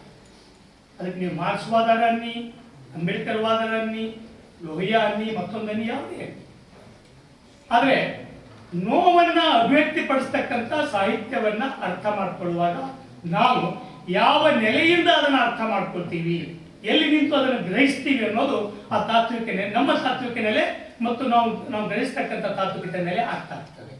ಇಲ್ಲಿ ನಿರಂಜನರನ್ನು ನಾವು ನೋಡುವಾಗ ಈ 3 ಅಂಶಗಳನ್ನ ಗಮನಿಸಬೇಕು. ಒಂದು ವರ್ಣ ವ್ಯವಸ್ಥೆಯ ನೋವು ಅವರಿಗೆ ಇರಲಿಲ್ಲ, ಆದ್ರೆ ಅದಕ್ಕಿಂತ ಭೀಕರವಾದಂಥ ಇನ್ನೊಂದು ಸಾಮಾಜಿಕ ನೋವು ಅವರಿಗೆ, ಅದೇನೆಂದ್ರೆ ಲಿಂಗ ತಾರತಮ್ಯದ ನೋವು. ನಾನು ಬೆಳಗಿಂದ ಗಮನಿಸ್ತಾ ಇದ್ದೆ, ಯಾಕೆ ಹೇಳಲು ಗೊತ್ತಿಲ್ಲ, ಬಟ್ ಸ್ಪಷ್ಟ ಮಾತಲ್ಲಿ ಹೇಳಬೇಕು. ಒಂದೊಂದು ಕಡೆ ಸೂಚ್ಯವಾಗಿ ಪ್ರಸ್ತಾಪ ಆಯಿತು. ನಿರಂಜನ ವಿಧವೆಯ ಮಗ, ಅವ್ರು ಇನ್ನೂ ದೊಡ್ಡವರಾಗಕ್ಕಿಂತ ಮುಂಚೆನೆ ತಂದೆ ತೀರು ಹೋಗ್ತಾರೆ, ಬಾಲ್ಯ ವಿವಾಹ ಹೆಣ್ಮಕ್ಳದು ತೀರು ಹೋಗ್ತಾರೆ. ಆಮೇಲೆ ಅವರು ಒಂದು ಸಂಬಂಧ ಕೊಟ್ಟಿರ್ತಾರೆ. ಆ ಕಾಲದಲ್ಲಿ ಇವತ್ತೂ ಇದೆ, ಇವತ್ತಾಗ ಏನಾಗುತ್ತೆ ಅಂತ ಹೆಣ್ಮಗಳು ಹೇಳ್ತಾಳೆ, ಸ್ಪಷ್ಟವಾಗಿ ಹೇಳ್ತಾರೆ, ಧೈರ್ಯದಿಂದ ಹೇಳ್ತಾರೆ, ನನಗೆ ಗಂಡ ಬೇಡ ಮಗು ಬೇಕು. ಇವತ್ತೊಂದು ಸ್ವಲ್ಪ ಮಡಿವಂತ ಮನಸ್ಸುಗಳಿಗೆ ಅದು ಗಾಬರಿ ಆಗ್ತದೆ, ಆದರೆ ವಾಸ್ತವ ಅದು ಆಗ್ತದೆ. ಏನು ತಪ್ಪು? ಒಬ್ಬ ಗಂಡ ಹೇಳ್ತಾರೆ, ಅವರು ಗಂಡನನ್ನು ಮಾಡಿಕೊಂಡು ಜೀವನ ಪರ್ಯಂತ ನಾನು ಒಡಿ ಪಡಿ ಅದು ಮಾಡು ಕೊಡ್ತಾ ಅದು ಇದು ಮಾಡೋಕ್ಕಿಂತ ನನಗೇನಪ್ಪ, ನನ್ನ ಹೆಣ್ತನ, ನನಗೆ ಒಂದು ಮಗು ಬೇಕು ಅನ್ನಿಸ್ತದೆ, ಪಡ್ಕೊಳ್ತೀನಿ, ನಿಂತೇನು ಅಂತಕ್ಕಂಥ ಮನೋಭಾವನೆ ಇದೆಯಲ್ಲ, ಇದನ್ನ ಇವತ್ತಿನ ಸ್ತ್ರೀವಾದಿ ನೆಲೆಯನ್ನು ನೋಡಬಹುದು. ಆದರೆ ಆ ಕಾಲದಲ್ಲಿ 1920, 21, 22 ಆ ಕಾಲದಲ್ಲಿ ಒಬ್ಬ ಹೆಣ್ಣು ಮಗಳು ತಂದೆ ಇಲ್ಲದೆ ಒಬ್ಬ ಮಗುವನ್ನು ಹೆರಿತಾರೆ ಅಂತಂದ್ರೆ ಅದರ ಅರ್ಥ ಏನು? ಸಮಾಜ ಅವ್ರನ್ನ ಹೆಂಗೆ ನೋಡಿರ್ಬೇಕು? ಸಾವಿತ್ರಿಬಾಯಿ ಫುಲೆ ಒಂದು ಆಶ್ರಮವನ್ನೇ ತೆಗಿತಾರೆ. ಏನಂದ್ರೆ ಈ ತರ ತಂದೆಯಿಂದ ಬಹುತೇಕ ಅವು ಮೇಲ್ಜಾತಿಯಲ್ಲಿ ಆಗಿರ್ತಕ್ಕಂಥ ಸಂಬಂಧಗಳು, ಕೆಳಜಾತಿಯಲ್ಲಿ ಸಮಸ್ಯೆ ಆಗೋದು ಆಗ್ತಿದ್ದಿಲ್ಲ. ಮೇಲ್ಜಾತಿಯಲ್ಲಿ ಯಾವುದು ಗೌರವಿತ ಸಮಾಜ ಅಂತ ಕರಿತೀವಲ್ಲ, ಅಲ್ಲಿ ಈ ತರದ ಅತ್ಯಾಚಾರಗಳಾಗ್ತಾ ಇದ್ದು ಕುಟುಂಬದಲ್ಲೇನೆ. ಅದಕ್ಕೆ ಹುಟ್ಟಿರ್ತಕ್ಕಂಥ ಮಕ್ಕಳನ್ನ ಅವರು ವಿಧವೆಯ ಅವ್ರನ್ನ ಏನಾದ ವಿಚಾರಿ ಆ ಥರದ ಕರಿತಿದ್ದಲ್ಲ. ಈ ಸಾಮಾಜಿಕ ಮಹಿಳೆಯ ನೋವು ಇದೆಯಲ್ಲ ಆ ಕಾಲದಲ್ಲಿ, ಅದು ನಿರಂಜನರ ತಾಯಿ ಅವ್ರ ಕಾದಂಬರಿಗಳ 2 ಪ್ರಸ್ತಾಪ ಮಾಡಿ, ಬನಶಂಕರಿ ಕಾದಂಬರಿಲಿ ಹೆಚ್ಚು ಕಡಿಮೆ ಅವರ ಜೀವನ ಬರ್ತದೆ. ಯಾವ ಥರ ನೋಡಿದ್ರು ಅಂದ್ರೆ, ಒಂದು ಮಗುವಿನ ಮನಸ್ಸಿನ ಮೇಲೆ ತನ್ನ ತಾಯಿಯ ಬಗ್ಗೆ, ತನ್ನ ಹುಟ್ಟಿನ ಬಗ್ಗೆ, ತನ್ನ ಹುಟ್ಟಿನ ವಿಧಾನದ ಬಗ್ಗೆ ಬರ್ತಾ ಇರತಕ್ಕಂಥ ಟೀಕೆಗಳು, ಚರ್ಚೆಗಳು ಇದ್ವಲ್ಲ, ಅವು ಎಂಥ ಪರಿಣಾಮವನ್ನು ಆ ಮಗು ಸುಮ್ಮನೆ ಕಲ್ಪನೆ ಮಾಡಿ ಆ ಕಾಲದಲ್ಲಿ ಎಂಥ ಪರಿಣಾಮವನ್ನು ಮಾಡಬೇಕು. ಎರಡನೇದಾಗಿ ಇದು ವರ್ಣ ವ್ಯವಸ್ಥೆಗಿಂತೂ ಇನ್ನೂ ಅಪಾಯಕಾರಿಯಾದಂಥ ಮತ್ತು ಆತ್ಮಹತ್ಯಾತ್ಮಕವಾಗಿರ್ತಕ್ಕಂಥ ಒಂದು ಕೆಲಸ. ಆ ಮಗು ಬಡತನದಲ್ಲಿ ಬೆಳೀತದೆ. ಉಳ್ಕೊಂಡ ಶಿವರಾಯ ಇದೇ ಮಂಗಳೂರು ಸುತ್ತಮುತ್ತ ಪ್ರದೇಶದಲ್ಲಿ ಬೀಡಿ ಕಟ್ತಾನೆ, ಬೇರೆ ಬೇರೆ ಕೆಲಸ ಮಾಡ್ತಾನೆ, ಟೀ ಮಾಡೋ ಕೆಲಸ ಮಾಡ್ತಾನೆ, ಇನ್ನೊಬ್ರಿಗೆ ಹೆಲ್ಪ್ ಮಾಡೋ ಕೆಲಸ ಮಾಡ್ತಾನೆ, ಟ್ರೇಡಿಂಗ್ ಮಾಡೋ ಕೆಲಸ ಏನೆಲ್ಲ ಮಾಡ್ತಾನೆ. ಅಂದ್ರೆ ಒಂದು ಕೆಳವರ್ಗದ ಮಗು, ಲಿಂಗ ಭೇದಕ್ಕೆ ಒಳಗಾದಂತ ಒಂದು ಕುಟುಂಬದ ಮಗು ಈ ಸಮಾಜವನ್ನು ಹೇಗೆ ಗ್ರಹಿಸಿರ್ಬೇಕು ಅದನ್ನು ಬಹಳ ಸಂತೋಷದಿಂದ ನೋಡಕ್ ಸಾಧ್ಯ. ಅಥವಾ ಅವನ ಆಹಾ ಚಂದ್ರನೇ ಆಹಾ ಹೂವೆ ಅಂತ ಬರೆಯಕ್ಕೆ ಸಾಧ್ಯ? ಅವ್ನು ಇನ್ನೇನು ಬರೆಯಕ್ಕೆ ಸಾಧ್ಯ? ಯಾಕೆ ಪಬ್ಲೋ ನರೋದ ಅಂತಕ್ಕಂಥ ಒಬ್ಬ ದೊಡ್ಡ ಕವಿ ಹೇಳ್ತಾನೆ, ಅವ್ರಿಗೆ ಕೇಳ್ತಾರೆ ನೀನೇಕೆ ಬರೆಯೋದಿಲ್ಲ ತಾರೆ ಚಂದ್ರ ಹೂ ಸಮುದ್ರ ಸಾಗರ ಬೆಟ್ಟಗಳ ಬಗ್ಗೆ ಅಂತ ಕೇಳಿದಾಗ ಹೇಳ್ತಾನೆ, ಭೂಮಿಯ ಮೇಲೆ ರಕ್ತವಿದೆ, ರಕ್ತವಿದೆ ಭೂಮಿಯ ಮೇಲೆ. ಭೂಮಿ ಮೇಲೆ ರಕ್ತ ಹರಿತಾ ಇದೆ, ಕಣ್ಣು ಮುಂದೆ ರಕ್ತ ಜಡಿತಾ ಇದೆ. ಜಾತಿ ಸಂಘರ್ಷ, ಕೋಮು ಸಂಘರ್ಷ, ಬಡವ ರಕ್ತ ಹೀರ್ತಾ ಇದ್ದಾರೆ, ಹೆಣ್ಮಕ್ಳು ಕೊಲೆಗಳಾಗ್ತಾ ಇದಾವೆ, ರೇಪುಗಳಾಗ್ತಾ ಇದಾವೆ, ಅತ್ಯಾಚಾರಗಳಾಗ್ತಾ ಇದಾವೆ. ಇಂಥ ಸಂದರ್ಭದಲ್ಲಿ ನಾನು ಸಾಗರ, ಬೆಟ್ಟ, ಹೂವು, ಚಂದ್ರ ಅದು ಹೇಗೆ ಬರೆಯಕ್ಕೆ ಸಾಧ್ಯ? ಆ ಥರ ಬರೆದ್ರೆ ನನ್ನ ಆತ್ಮಸಾಕ್ಷಿಗೆ ಒಪ್ತದ ಅಂತಕ್ಕಂಥ ಪ್ರಶ್ನೆ ಕೇಳ್ತಾನೆ. ಆ ಪ್ರಶ್ನೆ ನಿರಂಜನ್ ಅವರಿಗೆ ಕಾಡಿದೆ. ಆ ಕಾರಣಕ್ಕಾಗಿ ನಿರಂಜನ್ ಅವರು ಸಹಜವಾಗೇನೆ ಈ ಕೈಯೂರು ಚಳವಳಿ ಆದಾಗ ಕೈಯೂರು ಚಳವಳಿಯ ಮೂಲಕ ಪ್ರಭಾವಿತರಾಗಿ ಅವರಿಗೆ ಆ ಥರದ ಒಂದು ಕುದಿತ, ಆ ನೋವು, ಸಾಮಾಜಿಕ ದೌರ್ಜನ್ಯದ ನೋವು ಅವರ ಮನಸ್ಸಿನಲ್ಲಿ ಇದ್ದಾಗ ಒಬ್ಬ ಜಾಗೃತವಾಗಿರ್ತಕ್ಕಂಥ ಮನಸ್ಸು ಅದಕ್ಕೊಂದು ದಾರಿಯನ್ನು ಕಂಡುಕೊಳ್ತದೆ. ಯಾಕೆ ನಿರಂಜನ್ ಅವರಿಗೆ ಯಾಕೆ ಅವರು ಮಾರ್ಕ್ಸ್ವಾದಕ್ಕೆ ಹೋಗ್ಬೇಕಾಯ್ತು, ಯಾಕೆ ಕಮ್ಯುನಿಸಮ್ಗೆ ಹೋಗ್ಬೇಕಾಯ್ತು, ಮುಂದೆ ಯಾಕೆ ಕಮ್ಯುನಿಸ್ಟ್ ನಾಯಕರಾಗಬೇಕಾಯ್ತು ಅಂತಕ್ಕಂಥ ಪ್ರಶ್ನೆಗೆ ಉತ್ತರ ಇದೆ. ಅವರು ತಾತ್ವಿಕ ನೆಲೆಯನ್ನ ಎಲ್ಲಿ ಕಂಡುಕೊಂಡ್ರು ಅಂದ್ರೆ, ಮೊಟ್ಟ ಮೊದಲನಾಗಿ ಮಾರ್ಕ್ಸ್ವಾದನ ಓದಿದ್ರಲ್ಲ, ಜೆ.ಎನ್. ಮೋಹನ್ ಅವರು ಹೇಳಿದಾಗೆ ಗಾಂಧಿಯಿಂದ ಪ್ರಭಾವಿತರಾದರು. ಅವರು ಮೈ ಮೇಲೆ ಗಾಂಧಿಯಿಂದ ಪ್ರಭಾವಿತರಾದ್ರೆ ಅವ್ರ ಮನದಲ್ಲಿ ಮಾರ್ಕ್ಸ್ವಾದ ಪ್ರಭಾವ ಮಾಡ್ತು. ಯಾಕೆ? ಸೊ ಆ ಟೈಮಲ್ಲಿ ಇಲ್ಲಿ ಮಂಗಳೂರಿನ ಪ್ರದೇಶದಲ್ಲಿ ಬೀಡಿ ಕಟ್ಟೋರ ಬಗ್ಗೆ ಹೇಳಿದ್ರು. ಬೀಡಿ ಕಟ್ಟೋರ ಹೋರಾಟಗಳು, ಹೆಂಚಿನ ಕಾರ್ಮಿಕ ಹೋರಾಟಗಳು, ಗೇರ್ ಬೀಜದ ಕಾರ್ಮಿಕರ ಹೋರಾಟಗಳು, ಹಾಗೆ ಇಲ್ಲಿ ಸಮುದ್ರ ಇರೋದ್ರಿಂದ ಪೋರ್ಚುಗೀಸರ ಕಾಲದಿಂದಲೂ ಇಲ್ಲಿ ಬಂದರು ಇತ್ತು, ಬಂದರ ಕಾರ್ಮಿಕರ ಹೋರಾಟಗಳು, ಈ ಥರದ ಹೋರಾಟಗಳು ನಡೀತಾ ಇರ್ತಕ್ಕಂಥ ಸಂದರ್ಭದಲ್ಲಿ ನಿರಂಜನ್ ಅವರು ತಮ್ಮ 18ನೇ ವಯಸ್ಸಿಗೆ ಹೆಚ್ಚು ಕಡಿಮೆ ವಿದ್ಯಾಭ್ಯಾಸವನ್ನು ಬಿಟ್ಟು ಕಡನೂರು ಶಂಕರ ಭಟ್ರ ರಾಷ್ಟ್ರಬಂಧು ಪತ್ರಿಕೆಯಲ್ಲಿ ಪತ್ರಕರ್ತರಾಗ್ತಾರೆ. 18ನೇ ವಯಸ್ಸಿನಲ್ಲಿ SSLC ಮುಗಿಸಿದ ತಕ್ಷಣ ಅವರು ಪತ್ರಕರ್ತರಾಗ್ತಾರೆ. ಪತ್ರಕರ್ತರಾದಾಗ ಅವ್ರಿಗೆ ಸಾಮಾಜಿಕ ನೋಟ ಬರ್ತದೆ, ಅವಾಗ ಸ್ವತಂತ್ರ ಹೋರಾಟ ನಡೀತಾ ಇರ್ತದೆ.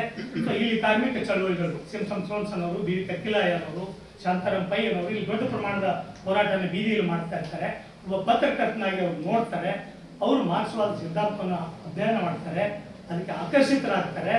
ಅವರು ಬಡತನದ ವಿರುದ್ಧ, ಮಹಿಳಾ ದೌರ್ಜನ್ಯದ ವಿರುದ್ಧ ಮತ್ತು ಜಾತಿ ವ್ಯವಸ್ಥೆಯ ವಿರುದ್ಧ ಹೋರಾಟ ಮಾಡಬೇಕು ಅಂತ ಅದ್ರ ವಿರುದ್ಧ ಒಂದು ತಿರಸ್ಕಾರ ಇರ್ತದಲ್ಲ, ಜಾತಿ ವ್ಯವಸ್ಥೆ, ಫ್ಯೂಡಲ್ ಸಿಸ್ಟಮು, ಮಹಿಳೆಯರ ಮೇಲೆ ಆಗ್ತಕ್ಕಂಥ ದೌರ್ಜನ್ಯಗಳು, ಈ ಸಿಸ್ಟಮ್ ವಿರುದ್ಧ ಒಂದು ತಿರಸ್ಕಾರ ಇದ್ದಾಗ ಈ ತಿರಸ್ಕಾರದ ವಿರುದ್ಧ ನಾನು ಎದ್ದು ನಿಲ್ಲಬೇಕು ಅಂತಕ್ಕಂಥ ಮನೋಭಾವ ಅಲ್ಲಿ ಅವರಿಗೆ ಬರ್ತದೆ. ಬಡತನದ ವಿರುದ್ಧ ಎರಡು ರೀತಿಯ ಹೋರಾಟಗಳಿದ್ದಾವೆ.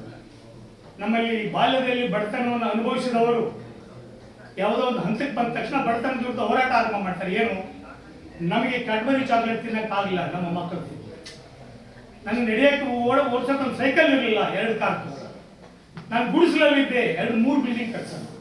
ಇದು ಬಡತನದ ವಿರುದ್ಧ ಹೋರಾಟ ವ್ಯಕ್ತಿಗತ ನೆಲೆಯಲ್ಲಿ. ಆದರೆ ನಾನು ಅನುಭವಿಸಿರ್ತಕ್ಕಂಥ ಬಡತನದ ನೋವುಗಳು, ಮಹಿಳಾ ದೌರ್ಜನ್ಯದ ನೋವುಗಳು ಅಥವಾ ಜಾತಿ ವ್ಯವಸ್ಥೆಯ ನೋವುಗಳು ಅಂತ ವ್ಯವಸ್ಥೆನೇ ಇರಬಾರ್ದು, ಶೋಷಣೆ ಮಾಡ್ತಕ್ಕಂಥ ವ್ಯವಸ್ಥೆನೇ ಇರಬಾರ್ದು ಅಂತಕ್ಕಂಥ ಹೋರಾಟಕ್ಕೆ ಇರೋದಲ್ಲ, ಅದು ಇನ್ನೊಂದು ರೀತಿಯ ಬಡತನದ ವಿರುದ್ಧದ ಹೋರಾಟ. ಬಡತನ ಅನ್ನೋದೇನೇ ಇರಬಾರ್ದು. ಈ ಒಂದು ಮನೋಭಾವವನ್ನು ರೂಪಿಸಿಕೊಂಡಿರ್ತಕ್ಕಂಥ ನಿರಂಜನ್ ಅವರಿಗೆ ಅವತ್ತು ಅಸ್ತ್ರವಾಗಿ ಸಿಕ್ಕಿದ್ದು ಮಾರ್ಕ್ಸ್ವಾದ, ಅಸ್ತ್ರವಾಗಿ ಸಿಕ್ಕಿತ್ತು. ಅವರ ಅಂಕಣ ಬರಹಗಳನ್ನು ನೋಡಿ, ಮೊದಲಿಂದನೂ ಅಂಕಣ ಬರಹಗಳಲ್ಲಿ ಈ ದೃಷ್ಟಿಕೋನದಿಂದಲೇ ಬರೀತಾರೆ. ಅದಕ್ಕೆ ನಾನು ಹೇಳಿದ್ರು, ಯಾವುದೇ ಒಂದು ವಿದ್ಯಮಾನವನ್ನು ಎಲ್ಲಿ ನಿಂತು ಗ್ರಹಿಸ್ತೀಯ, ಒಂದು ಮಾನವತಾವಾದಿ ನೆಲೆಯಲ್ಲಿ, ಮಾರ್ಕ್ಸ್ವಾದಿ ನೆಲೆಯಲ್ಲಿ ನಿಂತು ಗ್ರಹಿಸೋದು ಒಂದು. ಇಲ್ಲಿ 2 ಅಂಶಗಳು ಬರ್ತವೆ. ಬರೀ ಗ್ರಹಿಸೋದು ವರದಿ ಮಾಡೋದು ಬೇಡ, ಫೋಟೋಗ್ರಾಫಿಕಲ್ ಇದು ಒಂದು ಫೋಟೋ ತೆಗೆದಾಗ. ಇದು ನಿರಂಜನದ ಹಾಗಲ್ಲ. 19ನೇ ಶತಮಾನದಲ್ಲಿ ಯುರೋಪ್ನಲ್ಲಿ 2 ಚಳವಳಿಗಳು ಬಹಳ ಮುಖ್ಯವಾಗಿದ್ದವು. ಒಂದು ರಿಯಾಲಿಸ್ಟಿಕ್ ಮೂವ್ಮೆಂಟ್ ಅಂತ, ವಾಸ್ತವವಾದಿ ಚಳವಳಿ, ಸಾಹಿತ್ಯ ಚಳವಳಿ, ವಾಸ್ತವವಾದಿ ಚಳವಳಿ. ಇನ್ನೊಂದು ಸಮಾಜವಾದಿ ವಾಸ್ತವವಾದಿ ಚಳವಳಿ. ವಾಸ್ತವವಾದಿ ಚಳವಳಿ ಅಂದರೆ ನೀವು ಕಲ್ಪನೆ ಮೂಲಕ ಬರಿಬೇಡಿ, ಜನರನ್ನ ಭ್ರಮೆಗೆ ಹೋಗಿಸ್ಬೇಡಿ, ವಾಸ್ತವ ಏನಿದೆ ಬದುಕಿನ ವಾಸ್ತವಗಳನ್ನು ಬರೀರಿ ಅಂತಕ್ಕಂಥ ರೀತಿಯೊಳಗೆ ಒಂದು ವಾಸ್ತವವಾದಿ ಚಳವಳಿ. ಅದಾದಮೇಲೆ 2ನೇ ಹಂತದಲ್ಲಿ ಯಾವಾಗ ಮಾರ್ಕ್ಸ್ವಾದ ಬಂದು ಇಡೀ ದೇಶದ ವಿಶ್ವದಾದ್ಯಂತ ಕಾರ್ಮಿಕ ಚಳವಳಿ, ರೈತ ಚಳವಳಿಗಳು ಬೆಳೆದು ಅವಾಗ ಇನ್ನೊಂದು ಬಂತು ಸಮಾಜವಾದಿ ವಾಸ್ತವವಾದ. ಕೇವಲ ನೋವನ್ನು ಚಿತ್ರಣ ಮಾಡಿದರೆ ಸಾಲದು, ಇದರ ನಿವಾರಣೆಯ ಮಾರ್ಗವನ್ನು ನೀನು ಸೂಚಿಸಬೇಕು. ನಿನ್ನ ತಾತ್ವಿಕತೆಯಲ್ಲಿ, ನಿನ್ನ ಆರ್ಥಿಕತೆಯಲ್ಲಿ, ನಿನ್ನ ಪೊಲಿಟಿಕಲ್ ಸೈನ್ಸ್ ಥಿಯರಿಗಳಲ್ಲಿ, ನಿನ್ನ ಸಮಾಜಶಾಸ್ತ್ರೀಯ ಅಧ್ಯಯನಗಳಲ್ಲಿ ಮತ್ತು ನಿನ್ನ ಸಾಹಿತ್ಯದಲ್ಲಿ, ನಿನ್ನ ಸಾಂಸ್ಕೃತಿಕ ಚಟುವಟಿಕೆಗಳಲ್ಲಿ ಪರ್ಯಾಯವನ್ನು ರೂಪಿಸಬೇಕು. ಆ ಪರ್ಯಾಯ ಹೇಗಿರಬೇಕು? ಸಮಸ್ಯೆಗಳಿದಾವೆ. ಇಲ್ಲ ಒಂದು ಕಾಲಕ್ಕೆ ನಮ್ಮ ದೇಶ ಆಗಿತ್ತು ಹೀಗಿತ್ತು, ನಾವು ಮತ್ತೆ ಆ ಕಾಲಕ್ಕೆ ಹೋಗ್ಬೇಕಂತಕ್ಕಂಥದ್ದು ಒಂದು ಪರ್ಯಾಯ ಇದೆ.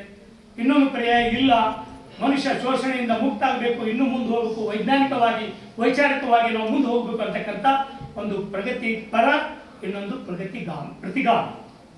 ಒಂದು ಪ್ರಗತಿ ಪರ ಅನ್ನೋದು ಮುಂದೆ ಹೋಗುದು, ಪ್ರತಿಗಾಮಿ ಅನ್ನೋದು ಹಿಂದೆ ಹೋಗುದು. ಸೊ ಇಂಥ ಒಂದು ಚಿಂತನೆಗಳಿದ್ದಾಗ ವಾಸ್ತವವಾದಿ ಚಳವಳಿ ನೋವುಗಳ ಚಿತ್ರಣವನ್ನು ಕೊಟ್ಟು, ಸಮಾಜವಾದಿ ವಾಸ್ತವವಾದಿ ಚಳವಳಿ ಸಮಸ್ಯೆಗೆ ಚಿತ್ರಣವನ್ನು ಕೊಡ್ತಾನೆ. ಈ ಸಮಸ್ಯೆಗೆ ಕಾರಣ ಏನು ಮತ್ತು ಈ ಸಮಸ್ಯೆಗೆ ಪರಿಹಾರ ಏನು, ಕಾರಣ ಏನು ಅನ್ನೋದನ್ನ ಅಧಿಕೃತವಾಗಿತ್ತು, ಪರಿಹಾರ ಏನು ಅನ್ನೋದನ್ನ ಸೂಚ್ಯವಾಗಿ ಅಂದರೆ ಸಾಹಿತ್ಯ ಕೃತಿಗಳಲ್ಲಿ ನೀನು ಹೀಗೆ ಮಾಡಿ ಹಾಗೆ ಮಾಡಿ ಕಮ್ಯುನಿಸ್ಟ್ ಪಾರ್ಟಿ ಸೇರಿ ಅಂತ ಹೇಳಕ್ಕಾಗದು. ನಿರಂಜನ್ ಅವರು ಎಲ್ಲೂ ಅದನ್ನು ಹೇಳಿಲ್ಲ. ಆದರೆ ನಿರಂಜನ್ ಅವರು ಬರೀತಾ 1943ರಲ್ಲಿ ಅವರು ಬಾಂಬೆಗೆ ಹೋಗ್ತಾರೆ, ಅಲ್ಲೊಂದು ಸಮ್ಮೇಳನ ಆಗ್ತದೆ. 1936ರಲ್ಲಿ ಈ ದೇಶದಲ್ಲಿ ಮೊಟ್ಟ ಮೊದಲನೇ ಬಾರಿಗೆ ಒಂದು ಪ್ರಗತಿಪರ ಸಾಹಿತ್ಯ ಸಂಘಟನೆ ಅಂತ ಹುಟ್ಟುಕೊಂತಾರೆ, ಪ್ರೋಗ್ರೆಸಿವ್ ರೈಟರ್ಸ್ ಅಸೋಸಿಯೇಷನ್ ಅಂತ ಉತ್ತರ ಪ್ರದೇಶದಲ್ಲಿ ಅದು ಉದ್ಘಾಟನೆ ಆಗ್ತದೆ. ಪ್ರೇಮ್ಚಂದ್ ಅಂತಕ್ಕಂಥ ದೊಡ್ಡ ಬರಹಗಾರರು ಅದಕ್ಕೆ ಇರ್ತಾರೆ. ಮುಂದೆ ಈ ಶಬ್ನಾ ಅಜ್ಮಿ ಅವ್ರ ತಂದೆ ಕೈಫಿ ಅಜ್ಮಿ, ಈ ಥರದವರೆಲ್ಲ ದೊಡ್ಡ ದೊಡ್ಡ ಬರಹಗಾರರು ದೇಶವರೆಲ್ಲ ಸೇರ್ತಾರೆ. ಅವಾಗ ಅವ್ರು ಹೇಳ್ತಾರೆ, ಸ್ವಾತಂತ್ರ್ಯ ಹೋರಾಟ ನಡೀತಾ ಇದೆ, ನಾವು ಸ್ವಾತಂತ್ರ್ಯ ಹೋರಾಟಗಾರರು ಹೌದು, ಆದರೆ ನಮ್ಮಲ್ಲಿ ಒಂದು ವಿಶೇಷತೆ ಇದೆ, ನಾವು ಸಾಹಿತಿಗಳು, ನಾವು ದೈಹಿಕವಾಗಿ ಜೈಲಿಗೆ ಹೋಗೋದು ಬೇರೆ, ಆದರೆ ನಮ್ಮ ಟ್ಯಾಲೆಂಟ್ ಇದೆಯಲ್ಲ, ನಮ್ಮ ಇಂಟೆಲೆಕ್ಚುಲಿಟಿ, ಇದು ಸ್ವಾತಂತ್ರ್ಯ ಹೋರಾಟ ಮಾಡಬೇಕು ಅಂತಂದ್ರೆ ಸ್ವಾತಂತ್ರ್ಯ ಹೋರಾಟ ಬ್ರಿಟಿಷ್ ವಿರುದ್ಧ ಯಾಕೆ ಮಾಡಬೇಕು, ಏನು ಮಾಡಬೇಕು, ಸ್ವಾತಂತ್ರ್ಯದ ಆಶಯಗಳೇನು, ಅವಾಗ ಬಂದಂಥ ಬರವಣಿಗೆ ಸ್ವಾತಂತ್ರ್ಯ ಹೋರಾಟದ ಬರವಣಿಗೆ, ಬಡತನದ ಬರವಣಿಗೆ. ಸೊ ಅವಾಗ ಈ ಪ್ರೋಗ್ರೆಸಿವ್ ರೈಟರ್ಸ್ ಅಸೋಸಿಯೇಷನ್ನು ಯುದ್ಧ ವಿರೋಧಿ ಸಾಹಿತ್ಯವನ್ನ, ಮಹಿಳಾ ಪರವಾಗಿರ್ತಕ್ಕಂಥ ಸಾಹಿತ್ಯವನ್ನ, ಮಹಿಳೆಯರ ಶೋಷಣೆಯನ್ನು ವಿರೋಧಿಸಿ, ಆಮೇಲೆ ಬಡವರ ಪರವಾಗಿ, ರೈತರ ಪರವಾಗಿ, ಕಾರ್ಮಿಕರ ಪರವಾಗಿ, ಕೂಲಿಕಾರರ ಪರವಾಗಿ, ಒಟ್ಟಾರೆ ಬೆವರಿನ ಪರವಾಗಿರ್ತಕ್ಕಂಥ ಒಂದು ಸಾಹಿತ್ಯವನ್ನ ರಚನೆ ಮಾಡಕ್ಕೆ ಆರಂಭ ಮಾಡಿದ್ರು. ಅದ್ರ ಜೊತೆಗೇನೆ ಅದ್ಯಾವುದು ಸಮಾಜವಾದಿ ವಾಸ್ತವವಾದ ಇದೆಯಲ್ಲ, ಅದಕ್ಕೆ ಪರಿಹಾರಗಳನ್ನು ಸೂಚಿಸ್ತಾ ಬಂತು. ಅದರ ಸಮ್ಮೇಳನ ಬಾಂಬೆದಲ್ಲಿ ಆಯಿತು 1943ರಲ್ಲಿ. ಅವಾಗ ಕರ್ನಾಟಕದಿಂದ ನಿರಂಜನ್ ಇನ್ನು ಯಂಗ್ ಮ್ಯಾನ್ ಇವರು ಬಾಂಬೆಗೆ ಹೋಗ್ತಾರೆ 43ರಲ್ಲಿ, ಹೋಗಿ ಆ ಸಮ್ಮೇಳನದಲ್ಲಿ ಭಾಗವಹಿಸ್ತಾರೆ. ಅದು ಅವರಿಗೆ ಮಾರ್ಕ್ಸ್ವಾದದ ಸಾಹಿತ್ಯದ ದೀಕ್ಷೆ. ಅಲ್ಲಿಂದ ವಾಪಸ್ ಬಂದ ಮೇಲೆ ಮಂಗಳೂರಿನಲ್ಲಿ ಇಲ್ಲಿ ಇದ್ಕೊಂಡು ಒಂದು ಪ್ರಗತಿಶೀಲ ಸಾಹಿತ್ಯ ಸಂಘಟನೆ ಅಂತ ಮಾಡ್ತಾರೆ. ಇಲ್ಲಿ ತರಾಸು ಅವರು, ಅನಕೃಷ್ಣರಾಯರು, ಇವರೆಲ್ಲರೂ, ಐಕೆ ಜಯಗಿರಿದಾರ್ ಅವರು, ಈ ಥರ ಎಲ್ಲರೂ ಸೇರಿ, ಪಾಟಿ ಪುಟ್ಟಪ್ಪ ಇರ್ತಾರೆ, ಕೋ ಚಂದ್ರಸಪ್ಪ ಇರ್ತಾರೆ, ಇಂಥವ್ರು ಎಲ್ಲರೂ ಸೇರಿ ಮಾಡ್ತಾರೆ. ನಿರಂಜನ ಮೊಟ್ಟ ಮೊದಲು ಮಂಗಳೂರಿಗೆ ಬಂದು, ಮಂಗಳೂರಿನ ಈ ಮೈದಾನ ಇದೆಯಲ್ಲ, ಕಾರ್ಪೊರೇಷನ್ ಹಿಂದೆ ನೆಹರು ಮೈದಾನ, ಆ ನೆಹರು ಮೈದಾನದಲ್ಲಿ ಒಂದು ಸಂಘಟನೆ ಮಾಡಿ ಉದ್ಘಾಟನೆ ಮಾಡ್ತಾರೆ. ಅದೇನಂದ್ರೆ ಭಾರತೀಯ ಜನತಾ ರಂಗಭೂಮಿ ಅಂತ. ಬರೀ ಹಾಡು ಬರೆದ್ರೆ ಸಾಲದು, ಬರೀ ನಾಟಕ ಬರೆದ್ರೆ ಸಾಲದು, ಅದನ್ನ ಪ್ರಯೋಗ ಮಾಡಬೇಕು, ದುಡಿಯುವ ಜನರ ಪರವಾಗಿ, ಶೋಷಿತ ಜನರ ಪರವಾಗಿ, ಮಹಿಳೆಯರ ಪರವಾಗಿ ಮಾಡಬೇಕು ಅಂತ ಭಾರತೀಯ ಜನತಾ ರಂಗಭೂಮಿ ಅಂತ ಆರಂಭ ಮಾಡ್ತಾರೆ, ಇಟ್ಟ ಅಂತಾರೆ ಇಂಗ್ಲಿಷ್ ಒಳಗೆ. ಸೊ ಅದನ್ನ ಶಿವರಾಮ್ ಕಾರಂತರು ಉದ್ಘಾಟನೆ ಮಾಡ್ತಾರೆ. ಸೊ ಅಲ್ಲಿ ನಿರಂಜನರು ಒಂದು ಸಂಘಟನಾತ್ಮಕ ಚಳವಳಿ ಆರಂಭ ಆಗ್ತದೆ. ಅದ್ರ ಬಗ್ಗೆ ಹೆಚ್ಚು ಇಲ್ಲಿ ಮಾತನಾಡಿದಾಗ ನೀವು ಅದ್ರ ಬಗ್ಗೆ ಅವ್ರದ್ದು ನೀವು ವೆಬ್ಸೈಟ್ಗೆ ಹೋದರೆ ಅವೆಲ್ಲವೂ ಅವ್ರ ಜೀವನ ಚರಿತ್ರೆಯಲ್ಲಿ ಸಿಗ್ತವೆ. ಆದ್ರೆ ನಾನು ಅವರು ಎಂಥ ಮನೋಸ್ಥಿತಿಯೊಳಗೆ ಬಾಲ್ಯವನ್ನು ಕಳೆದ್ರು, ಆ ಮನೋಸ್ಥಿತಿಗೆ ಪೂರಕವಾಗಿರ್ತಕ್ಕಂಥ ಒಂದು ವೇದಿಕೆ, ಒಂದು ಚಿಂತನೆ, ಒಂದು ಸಿದ್ಧಾಂತ, ಒಂದು ತಾತ್ವಿಕತೆ ಅವ್ರಿಗೆ ಸಿಕ್ತು. ಆ ತಾತ್ವಿಕತೆಯನ್ನು ಅವರು ಅಪ್ಪಿಕೊಂಡ್ರು ಮತ್ತು ಅದಕ್ಕೆ ಆಂದೋಲನಗಳನ್ನು ನಡೆಸಿದರು. ಅವಾಗ ಪತ್ರಕರ್ತರಾಗಿ ಬರಿ ಮಾಡೋದು ಅಷ್ಟೇನೆ ಅವರು ಮತ್ತು ಆಲೋಚನೆ ಮಾಡಿದ್ರು. ಅವರು ಕಮ್ಯುನಿಸ್ಟ್ ಪಕ್ಷದ ಸಕ್ರಿಯ ಸದಸ್ಯರಾಗಿ ಗೆಳೆಯರು ಮಾತಾಡ್ತಾ ಹೇಳಿದ್ರು, ಕಮ್ಯುನಿಸ್ಟ್ ಪಾರ್ಟಿಯನ್ನು ಬಿಡ್ತಾರೆ ಅವರು ಮುಂದೆ. ಅದು ಯಾಕೆ ಬಿಟ್ಟು ಅಂತ ಒಂದು ಸಂದರ್ಭ ಬರ್ತದೆ. ಆದರೆ ಅವರು ಕರ್ನಾಟಕದಲ್ಲಿ ಈ ಮೈಸೂರು ಮಹಾರಾಜರು ಇದ್ದಾಗ ಇದು ಮಾಡ್ತಕ್ಕಂಥ ಸಾಧ್ಯತೆ ಇರಲಿಲ್ಲ, ಇಲ್ಲಿ ಚಳವಳಿ ಮಾಡ್ತಕ್ಕಂಥದ್ದು. ಅದಕ್ಕೆ ಹುಬ್ಬಳ್ಳಿಗೆ ಮಾಡ್ತಾರೆ. ನಿರಂಜನ್ ಅವ್ರ ನಾಯಕತ್ವದಲ್ಲಿ ಅಲ್ಲಿ ಕಮ್ಯುನಿಸ್ಟ್ ಪಾರ್ಟಿ ಚಟುವಟಿಕೆ ಚಾಲೂ ಮಾಡ್ತಾರೆ. ಅವಾಗ ಜನಶಕ್ತಿ ಅಂತಕ್ಕಂಥ ಒಂದು ಪತ್ರಿಕೆ ದುಡಿಯುವರ ಧ್ವನಿಯಾಗಿ ಬರಬೇಕು ಅಂತ ಅಲ್ಲಿ ಆರಂಭ ಮಾಡ್ತಾರೆ. ಅದರ ಸಂಪಾದಕರಾಗಿ ಹೋಗ್ತಾರೆ. ಅದಾದಮೇಲೆ ಅವ್ರ ಮೇಲೆ ಒಂದು ಕೇಸ್ ಬೀಳ್ತದೆ. 1948ರಲ್ಲಿ ನೆಹರು ಸರ್ಕಾರ ಬ್ಯಾನ್ ಮಾಡ್ತದೆ, ಇವರು ಭೂಗತಾಗ್ತಾರೆ. ಅವಾಗ ನಿರಂಜನ್ ಅಂತಕ್ಕಂಥ ಹೆಸರನ್ನ ಇಟ್ಕೊತಾರೆ.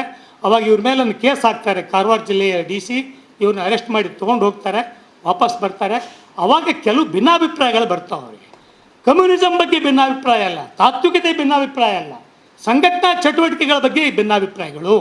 ಇದನ್ನು 1976ರಲ್ಲಿ ನಮ್ಮ DR ನಾಗರಾಜ್ ಅಂತಕ್ಕಂಥ ನಮ್ಮ ಸಾಹಿತ್ಯ ಕ್ಷೇತ್ರದ ಭಾಳ ದೊಡ್ಡ ಒಬ್ಬ ವ್ಯಕ್ತಿ 1976ರಲ್ಲಿ ಅವರು ಸಂದರ್ಶನ ಮಾಡ್ತಾರೆ.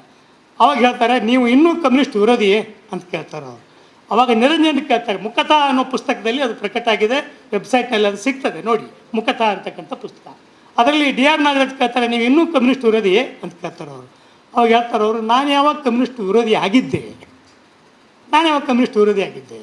ಕೆಲವು ಸಂಘಟನಾತ್ಮಕ ಭಿನ್ನಾಭಿಪ್ರಾಯಗಳಿದ್ದು ನಾನು ವಾಪಸ್ ಬಂದೆ. ಸೊ ನಾಯಕತ್ವ ವಹಿಸಿದ್ದೆ, ವಾಪಸ್ ಬಂದೆ. 1951ಕ್ಕೆ ಅವರು ಅಲ್ಲಿಂದ ಹುಬ್ಬಳ್ಳಿಯಿಂದ ವಾಪಸ್ ಬರ್ತಾರೆ. ವಾಪಸ್ ಬಂದು ಹಲವಾರು ಕಾರಣ ನನಗೂ ಹೇಳಿದರು ಅವರು. ನನಗೇನು ಹೇಳಿದರು, ನೀನು ಕಮ್ಯುನಿಸ್ಟ್ ಪಾರ್ಟಿ ಫುಲ್ ಟೈಮರ್ ಆಗಬೇಡ. ಯಾಕೆ ಅಂದೆ, ನೋಡು ಫುಲ್ ಟೈಮರ್ ಆದರೆ ದಿನ ಭಾಷಣ ಮಾಡ್ತೀಯ, ದಿನ ಭಾಷಣ ಮಾಡಿದರೆ ನೀನು ಒಳಗಡೆ ಇರ್ತಕ್ಕಂಥ ಒತ್ತಡ ಎಲ್ಲ ಹೋಗಿಬಿಡ್ತದೆ, ಬರೆಯೋಕ್ಕಾಗೋದಿಲ್ಲ. ಆ ಕಾರಣಕ್ಕಾಗಿ ನೀನು ಬರಹಗಾರ ಆಗಬೇಕಾಗಿತ್ತಂದರೆ ಆ್ಯಕ್ಟಿವಿಸ್ಟ್ ಆಗಬೇಡ, ಸಿದ್ಧಾಂತ ಇಟ್ಕೋ ಅಂತ ಹೇಳಿದರು. ನಾನು ಹೇಳಿದೆ, ನೀವೆಲ್ಲ ಲೀಡ್ರ್ ಆಗಿ ಮುಗಿಸಿದ ಮೇಲೆ ನನಗೆ ಹೇಳ್ತೀರ ಇದನ್ನು ಅಂತ ಜೋಕ್ ಮಾಡಿ. ಅಂದರೆ ಅವ್ರು ಯಾವತ್ತೂ ಕಮ್ಯುನಿಸಮ್ಗೆ ವಿರೋಧ ಆಗಿರಲಿಲ್ಲ. 1951ರಲ್ಲಿ ಅವರು ಹೊರಗೆ ಬರ್ತಾರೆ. 53ರಲ್ಲಿ ವಿಮೋಚನೆ ಇದು ಬರೀತಾರೆ, ಯಾವುದು ವಿಮೋಚನೆ ಕಾದಂಬರಿ.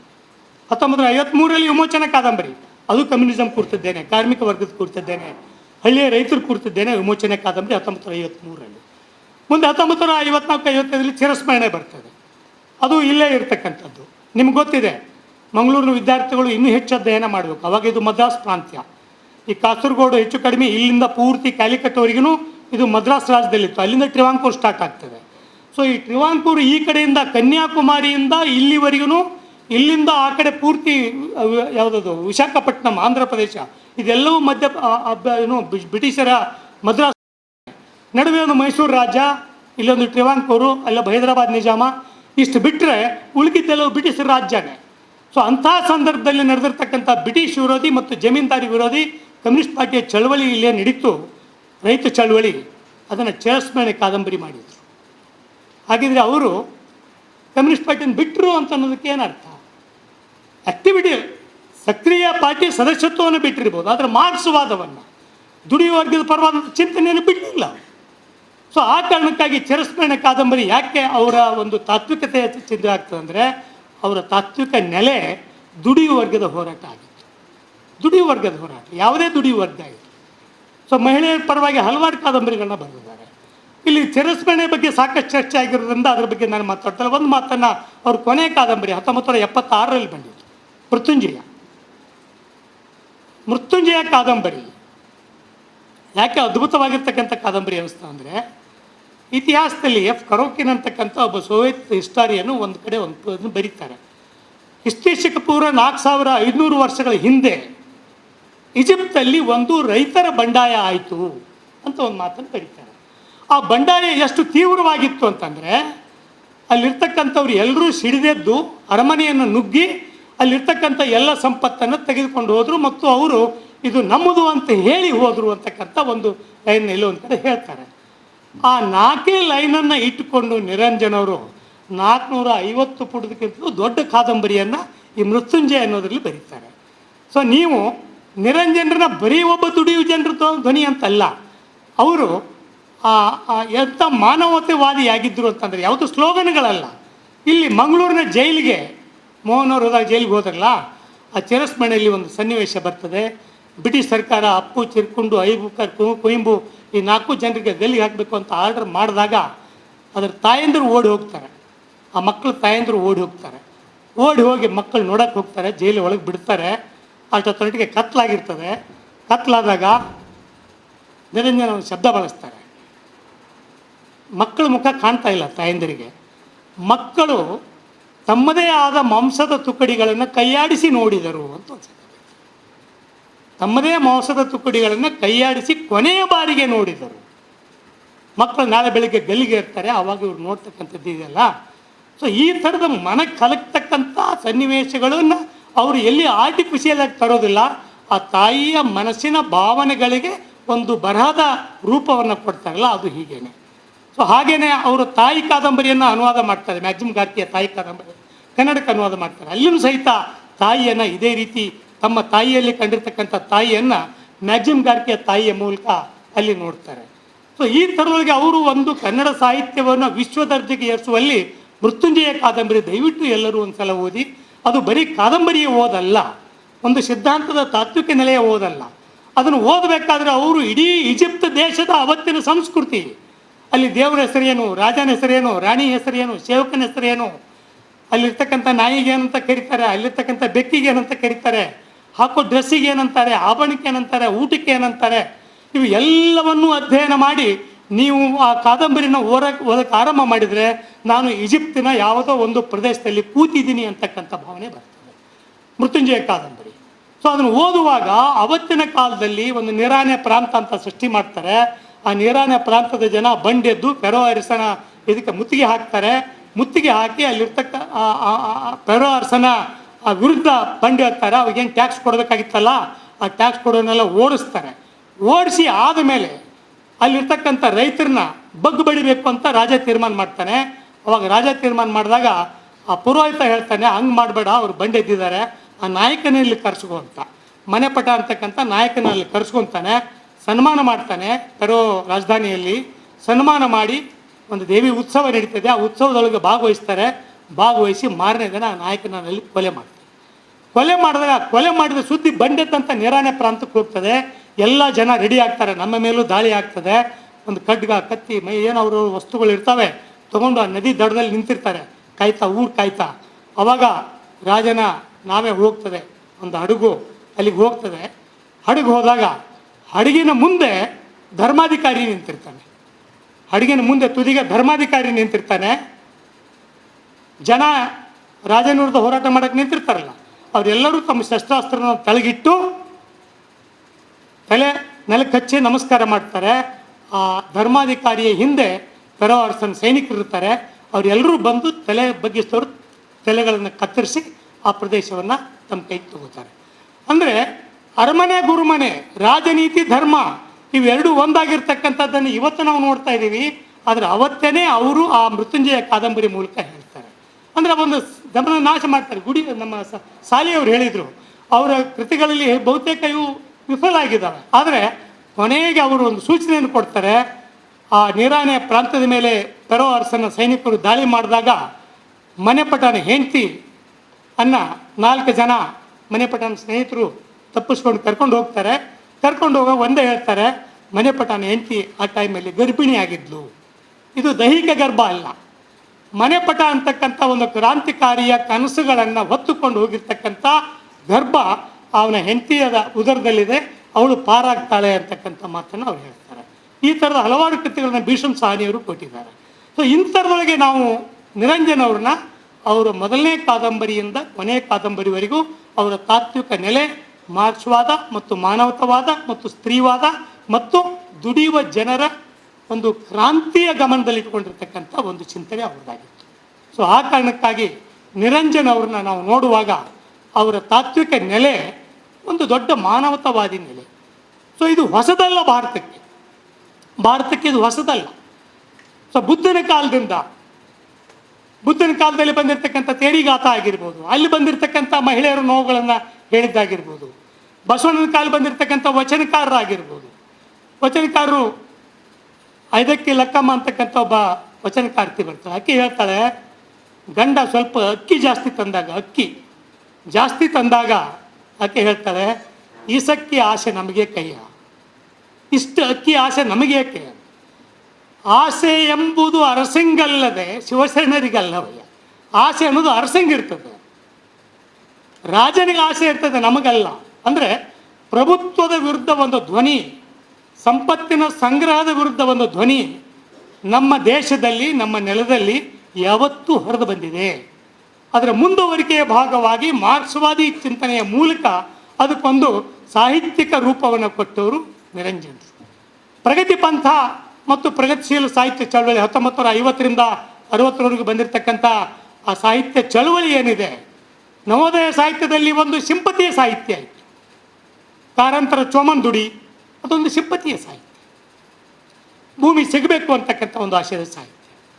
ಸೊ ಹಾಗೆ ಭಾರತೀಯ ಸೂತ್ರ ಹುಲಿಬೋನು ಅದು ದುಡಿಯುವ ಜನರ ಬಗ್ಗೆ ಒಂದು ಸಿಂಪತಿಯ ಸಾಹಿತ್ಯ. ಆ ಥರ ಸಾಕಷ್ಟು ಸಿಂಪತಿ ಸಾಹಿತ್ಯನೇ ಇದ್ದಾವೆ. ನಮ್ಮ ಕನ್ನಡದ ಕಾದಂಬರಿ ಲೋಕ ಪ್ರತಿರೋಧದ ಸಾಹಿತ್ಯನೇ. ಮೊಟ್ಟ ಮೊದಲು ಬಂದಿದ್ದೇನೆ ಇಂದಿರಾಬಾಯಿ 1905ರಲ್ಲಿ.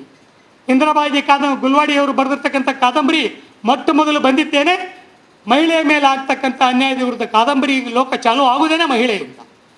ಇನ್ನೊಂದು ಅದೇ ಟೈಮಲ್ಲಿ ಬಂತು, ಬಾಬುರಾವ್ ಬೋಳಾರ್ ಅವ್ರದ್ದು ಇದೆ ಮಂಗಳೂರಿನಿಂದ, ವಾಗ್ದೇವಿ ಅಂತಕ್ಕಂಥ ಕಾದಂಬರಿ. ಆ ಕಾದಂಬರಿಯಲ್ಲಿ ಒಂದು ಮಠದಲ್ಲಿ ಹೆಣ್ಣಿನ ಶೋಷಣೆ ಹೇಗೆ ನಡೀತದೆ ಅಂತ, 1905ರಲ್ಲಿ ಮಠದಲ್ಲಿ ಹೇಗೆ ಶೋಷಣೆ ನಡೀತದೆ. ಬಸವರಾಜ ಕಟ್ಟಿಮನಿಯವರು ಜರತಾರಿ ಜಗದ್ಗುರು ಅಂತ ಬರೀತಾರೆ, ತಮ್ಮದೇ ಮನೆಯ ಜಗದ್ಗುರು ಎಂಥ ಲಂಪಟ ಆಗಿದ್ದ ಅಂತ ಬರೀತಾರೆ. ಸೊ ಅವತ್ತು ನಾವು ಈ ಥರದ ಕಾದಂಬರಿಗಳು ಬಂದಾಗ ಸಮಾಜದಲ್ಲಿ ಏನೂ ತೊಂದರೆ ಆಗಲಿಲ್ಲ ಬರೆದವನಿಗೆ.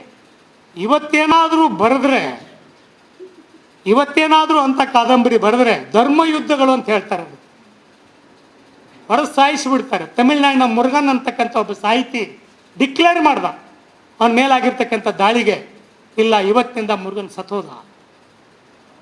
ಅಂದರೆ ಇವತ್ತು ಸಮಾಜದಲ್ಲಿ ನಡೀತಕ್ಕಂಥ ಅನ್ಯಾಯಗಳನ್ನು, ಅದರಲ್ಲೂ ಜಾತಿ ವಿಷಯದಲ್ಲಿ, ಅದರಲ್ಲೂ ಧರ್ಮದ ವಿಷಯಗಳಲ್ಲಿ ನಡೀತಕ್ಕಂಥ ಅನ್ಯಾಯಗಳನ್ನು ಏನಾದರೂ ಎಕ್ಸ್ಪೋಸ್ ಮಾಡಿದರೆ ಮರ್ಡರ್ಗಳಾಗ್ತವೆ, ಜಾತಿ ಸಂಘರ್ಷಗಳಾಗ್ತವೆ. ಅಂದರೆ ನಾವು ಪ್ರಗತಿಯ ಪರವಾಗಿದ್ದೀವ, ಪ್ರಗತಿಯ ವಿರೋಧಿಗಳಾಗಿದ್ದೇವೆ. ಸೊ ಪ್ರಗತಿಪಂಥ ಸಾಹಿತ್ಯ ಒಂದು ಜನ ಚಳವಳಿಯ ಜೊತೆ ಸಂಬಂಧ ಇಟ್ಕೊಂಡಿತ್ತು, ದುಡಿಯುವ ವರ್ಗದ ಚಳವಳಿ ಜೊತೆ ಸಂಬಂಧ. ಸೊ ಅವಾಗ ನಿರಂಜನರು, ಯಾಕೆ ಎಲ್ಲರೂ ನಿರಂಜನ್ ಮತ್ತು ಬಸವರಾಜ ಕಟ್ಟಿಮನಿ ಪ್ರಗತಿಶೀಲ ಸಾಹಿತ್ಯ ಚಳವಳಿಯ ಗಟ್ಟಿ ಸಾಹಿತ್ಯ ಹೇಳ್ತಾರೆ ಅಂದರೆ, ಅವರ ತಾತ್ವಿಕ ನೆಲೆ ಕಟ್ಟಿಮನಿಯವ್ರಿಗಿಂತ ಇನ್ನೂ ಹೆಚ್ಚಿನ ದೊಡ್ಡ ಪ್ರಮಾಣದಲ್ಲಿ ನಿರಂಜನಿಗೆ ಹಾಕಿತ್ತು. ಅಂದರೆ ನಿರಂಜನರು ಒಂದು ಕಮ್ಯುನಿಸ್ಟ್ ಚಳವಳಿಯ ಭಾಗ ಆಗಿದ್ದರು, ಬಸವರಾಜ ಕಟ್ಟಿಮನಿಯವರು ಸಿಂಪತೈಸರ್ ಆಗಿದ್ದರು. ಅವರು ದಾವಣಗೆರೆಯ ಜ್ವಾಲಾಮುಖಿ ಮೇಲೆ ಅಂತಕ್ಕಂಥ ಒಂದು ಕಾದಂಬರಿಯನ್ನು ಬರೆದಾಗ ಅದು ಕಾರ್ಮಿಕ ವರ್ಗದ ಹೋರಾಟದ ಕಾದಂಬರಿ. ಸೊ ಹಾಗೆಯೇ ನಿರಂಜನ್ ಬರೆದಿರ್ತಕ್ಕಂಥ ಎಲ್ಲ ಕಾದಂಬರಿಗಳು ದುಡಿ ವರ್ಗದ ಹೋರಾಟ ಕಾದಂಬರಿಗಳು. ಆದರೆ ಪ್ರಗತಿಶೀಲ ಸಾಹಿತ್ಯದಲ್ಲಿ ಒಂದು ನಿಲುವಿತ್ತು ಅವ್ರದ್ದು, ವೈಜ್ಞಾನಿಕವಾಗಿರಬೇಕು, ವೈಚಾರಿಕವಾಗಿರಬೇಕು, ಪ್ರಗತಿಪರವಾಗಿರಬೇಕು, ಬೆವರಿನ ಪರವಾಗಿರಬೇಕು, ಯುದ್ಧದ ವಿರೋಧಿಯಾಗಿರಬೇಕು, ಜಾತಿವಾದದ ವಿರೋಧಿಯಾಗಿರಬೇಕು, ಕೋಮುವಾದದ ವಿರೋಧಿಯಾಗಿರಬೇಕು. ಇಷ್ಟೆಲ್ಲ ಅಂಶಗಳು ಪ್ರಗತಿಶೀಲ ಸಾಹಿತ್ಯದ ಪ್ರಣಾಳಿಕೆಯಲ್ಲಿದ್ದು, ಅದರ ಸಿದ್ಧಾಂತಗಳಾಗಿದ್ದು. ಆದರೆ ಪ್ರಗತಿಶೀಲ ಸಾಹಿತ್ಯದಲ್ಲಿ ಬಂದವರಲ್ಲಿ ಕೆಲವರಲ್ಲಿ, ನಾನು ಹೆಸರು ಹೇಳಿ ಅವ್ರನ್ನ ಇದನ್ನು ಮಾಡೋದಿಲ್ಲ, ಕೆಲವರಲ್ಲಿ ಒಂದರಲ್ಲಿ ವೈಜ್ಞಾನಿಕತೆ ಇದ್ದರೆ ಇನ್ನೊಂದರಲ್ಲಿ ಅವೈಜ್ಞಾನಿಕತೆ, ಒಂದರಲ್ಲಿ ಉಳಿಮೆ ಮಾಡೋರ ಪರವಾದ ಹೋರಾಟಗಳಿದ್ದರೆ ಇನ್ನೊಂದರಲ್ಲಿ ಊಳಿಗೆ ಮಾನ್ಯದ ವೈಭವೀಕರಣ. ಸೊ ಈ ಥರದ ದ್ವಂದ್ವತೆ ನಿರಂಜನಿಗೂ ಕಟ್ಟಿಮನಿಯವರಿಗೆ ಇರಲಿಲ್ಲ, ಯಾಕೆಂದರೆ ಆ ತಾತ್ವಿಕ ಬದ್ಧತೆ ಇತ್ತು. ಒಂದರಲ್ಲಿ ಮೌಢ್ಯ ವೈಜ್ಞಾನಿಕತೆ ಇದ್ದರೆ ಇನ್ನೊಂದರಲ್ಲಿ ಮೌಢ್ಯ ಇತ್ತು, ಬೇರೆ ಬೇರೆದವರಲ್ಲಿ. ಇವರಲ್ಲಿ ಯಾವುದೋ ಅದು ಇರಲಿಲ್ಲ. ದಾವಣಗೆರೆಯಲ್ಲಿ ನಡೆದಿರ್ತಕ್ಕಂಥ ಪ್ರಗತಿ ಪಂಥ ಸಾಹಿತ್ಯ ಸಮ್ಮೇಳನ ನಡೀತು. ಆ ಪ್ರಗತಿ ಪಂಥ ಸಾಹಿತ್ಯ ಸಮ್ಮೇಳನದಲ್ಲಿ ನಿರಂಜನ ಎರಡನೇ ಪ್ರಯತ್ನ ಮಾಡಿದರು. ಇಲ್ಲ, ಕನ್ನಡ ಸಾಹಿತ್ಯಕ್ಕೆ ಅದು ನವ್ಯ ಸಾಹಿತ್ಯ ಬಂದಿತ್ತವಾಗ, ಇಲ್ಲ ಕನ್ನಡ ಸಾಹಿತ್ಯಕ್ಕೆ ಇನ್ನೂ ವಾಸ್ತವವಾದಿ ಸಿದ್ಧಾಂತದ ಅವಶ್ಯಕತೆ ಇದೆ ಅಂತ ಹೇಳಿ ಅದರ ತಾತ್ವಿಕತೆಯನ್ನು ಮತ್ತೆ ಮತ್ತೆ ಸ್ಪಷ್ಟಪಡಿಸ್ತಾರೆ. ಮುಂದಿನ ಜನ್ರೇಷನ್ಗೆ ಅದನ್ನು ಕೊಡ್ತಾರೆ. ಅದಾದಮೇಲೆ 1980ರಲ್ಲಿ ಬಂದಿದ್ದು 79ರಲ್ಲಿ ಬಂದಿದ್ದು ಬಂಡಾಯ ಸಾಹಿತ್ಯ ಸಂಘಟನೆ ಮತ್ತು 75ರಲ್ಲಿ ದಲಿತ ಸಾಹಿತ್ಯ ಚಳವಳಿ. ಈ ಥರದ ಆಧುನಿಕ ತಾತ್ವಿಕತೆ ಸಾಹಿತ್ಯ ಚಳವಳಿಗಳು, ಮಾರ್ಕ್ಸ್ವಾದಿ, ಅಂಬೇಡ್ಕರ್ವಾದಿ, ಲೋಹಿಯಾವಾದಿ, ಈ ಥರದ ಎಲ್ಲ ಈವನ್ ಗಾಂಧಿವಾದಿ ಚಿಂತನೆಯ ಸಿದ್ಧಾಂತಗಳ ಸಹಿತ ಸಾಹಿತ್ಯದ ಸಾಂಸ್ಕೃತಿಕ ವಲಯಕ್ಕೆ ಸಿದ್ಧಾಂತಗಳ ಪ್ರಭಾವಗಳಾಗಿದ್ದು ಮತ್ತು ಆ ಸಿದ್ಧಾಂತದ ಪ್ರಭಾವಗಳನ್ನು ಬದುಕಿನ ಮೂಲಕ ತೋರಿಸಿಕೊಟ್ಟಿದ್ದು, ಬದುಕಿನ ಹೋರಾಟದ ಮೂಲಕ ತೋರಿಸಿಕೊಟ್ಟಿದ್ದು ಈ ನಿರಂಜನರು ಹಾಕಿಕೊಟ್ಟಿರ್ತಕ್ಕಂಥ ಒಂದು ದೊಡ್ಡ ಮಾರ್ಗ ಅಂತ ನಾನು ತಿಳ್ಕೊಂಡಿದ್ದೀನಿ. ಇಂಥವರ ಸಾಹಿತ್ಯ ಕೃತಿಗಳನ್ನು, ಚಿಂತನೆಗಳನ್ನು, ಅದರಲ್ಲೂ ಅವರು ಅವತ್ತು ಸಮಾಜವನ್ನು ವಿಶ್ಲೇಷಣೆ ಮಾಡಿರ್ತಕ್ಕಂಥ ಅಂಕಣಗಳನ್ನು, ಇವೆಲ್ಲವನ್ನು ಅಧ್ಯಯನ ಮಾಡಬೇಕಾದ್ರೆ ಅವರು ಜರ್ನಲಿಸಮ್ಗೂ ಅಧ್ಯಯನ ಮಾಡಬೇಕಾದಂಥ ಸಾಹಿತಿ, ಸೋಷಿಯಾಲಜಿಗೂ ಅಧ್ಯಯನ ಮಾಡಬೇಕಂತ ಸಾಹಿತಿ, ರಾಜ್ಯಶಾಸ್ತ್ರಕ್ಕೂ ಅಧ್ಯಯನ ಮಾಡಬೇಕಂತ ಸಾಹಿತಿ, ಎಲ್ಲದಕ್ಕಿಂತ ಮುಖ್ಯವಾಗಿ ಸಾಹಿತ್ಯ ಮತ್ತು ಸಾಂಸ್ಕೃತಿಕ ವಲಯಕ್ಕೆ ಅಧ್ಯಯನ ಮಾಡಲೇಬೇಕಾದಂಥ ಒಂದು ಸಾಹಿತಿ. ಯಾಕಂದರೆ ಮುಂದಿನ ದಿನಕ್ಕೆ ನಮಗೆ ಅವರು ಮಾರ್ಗದರ್ಶನ ಮಾಡ್ತಾರೆ. ಇವತ್ತಿನ ಸಂದರ್ಭ ಇದೆಯಲ್ಲ, ಈ ಕಾರ್ಪೊರೇಟ್ ಕಮ್ಯುನಲ್ ಕಾಂಬಿನೇಷನ್ನಿನ ಸಮಾಜದ ವ್ಯವಸ್ಥೆ, ಇದಕ್ಕೆ ನಿರಂಜನ ಅವತ್ತು ಉತ್ತರ ಕೊಟ್ಟಿದ್ದಾರೆ. ನಾವು ಅದನ್ನು ವಿಕಾಸಗೊಳಿಸೋಕ್ಕೆ ನಮ್ಮ ಕಾಲಮಾನದ ಜನತೆ ನಾವು ಏನು ಮಾಡಬೇಕು ಅನ್ನೋದನ್ನು ನಾವು ಅರ್ಥ ಮಾಡ್ಕೊಳ್ಬೇಕು. ಮಾತಾಡೋಕ್ಕೆ ಅವಕಾಶ ಮಾಡಿಕೊಟ್ಟಂಥ ಮಂಗಳೂರು ವಿಶ್ವವಿದ್ಯಾಲಯ ಮತ್ತು ಸಾಹಿತ್ಯ ಅಕಾಡೆಮಿ ಗೆಳೆಯರಿಗೆ ಮತ್ತು ಆದ ಮೇಲೂ ನಿಮ್ಮ ನಿದ್ದೆಗೆ ಭಂಗ ತಂದ ಕಾರಣಕ್ಕಾಗಿ ನನ್ನನ್ನು ಕ್ಷಮಿಸಬೇಕು ಅಂತ ಕೇಳಿ ಮಾತನಾಡಿಸ್ತೇನೆ.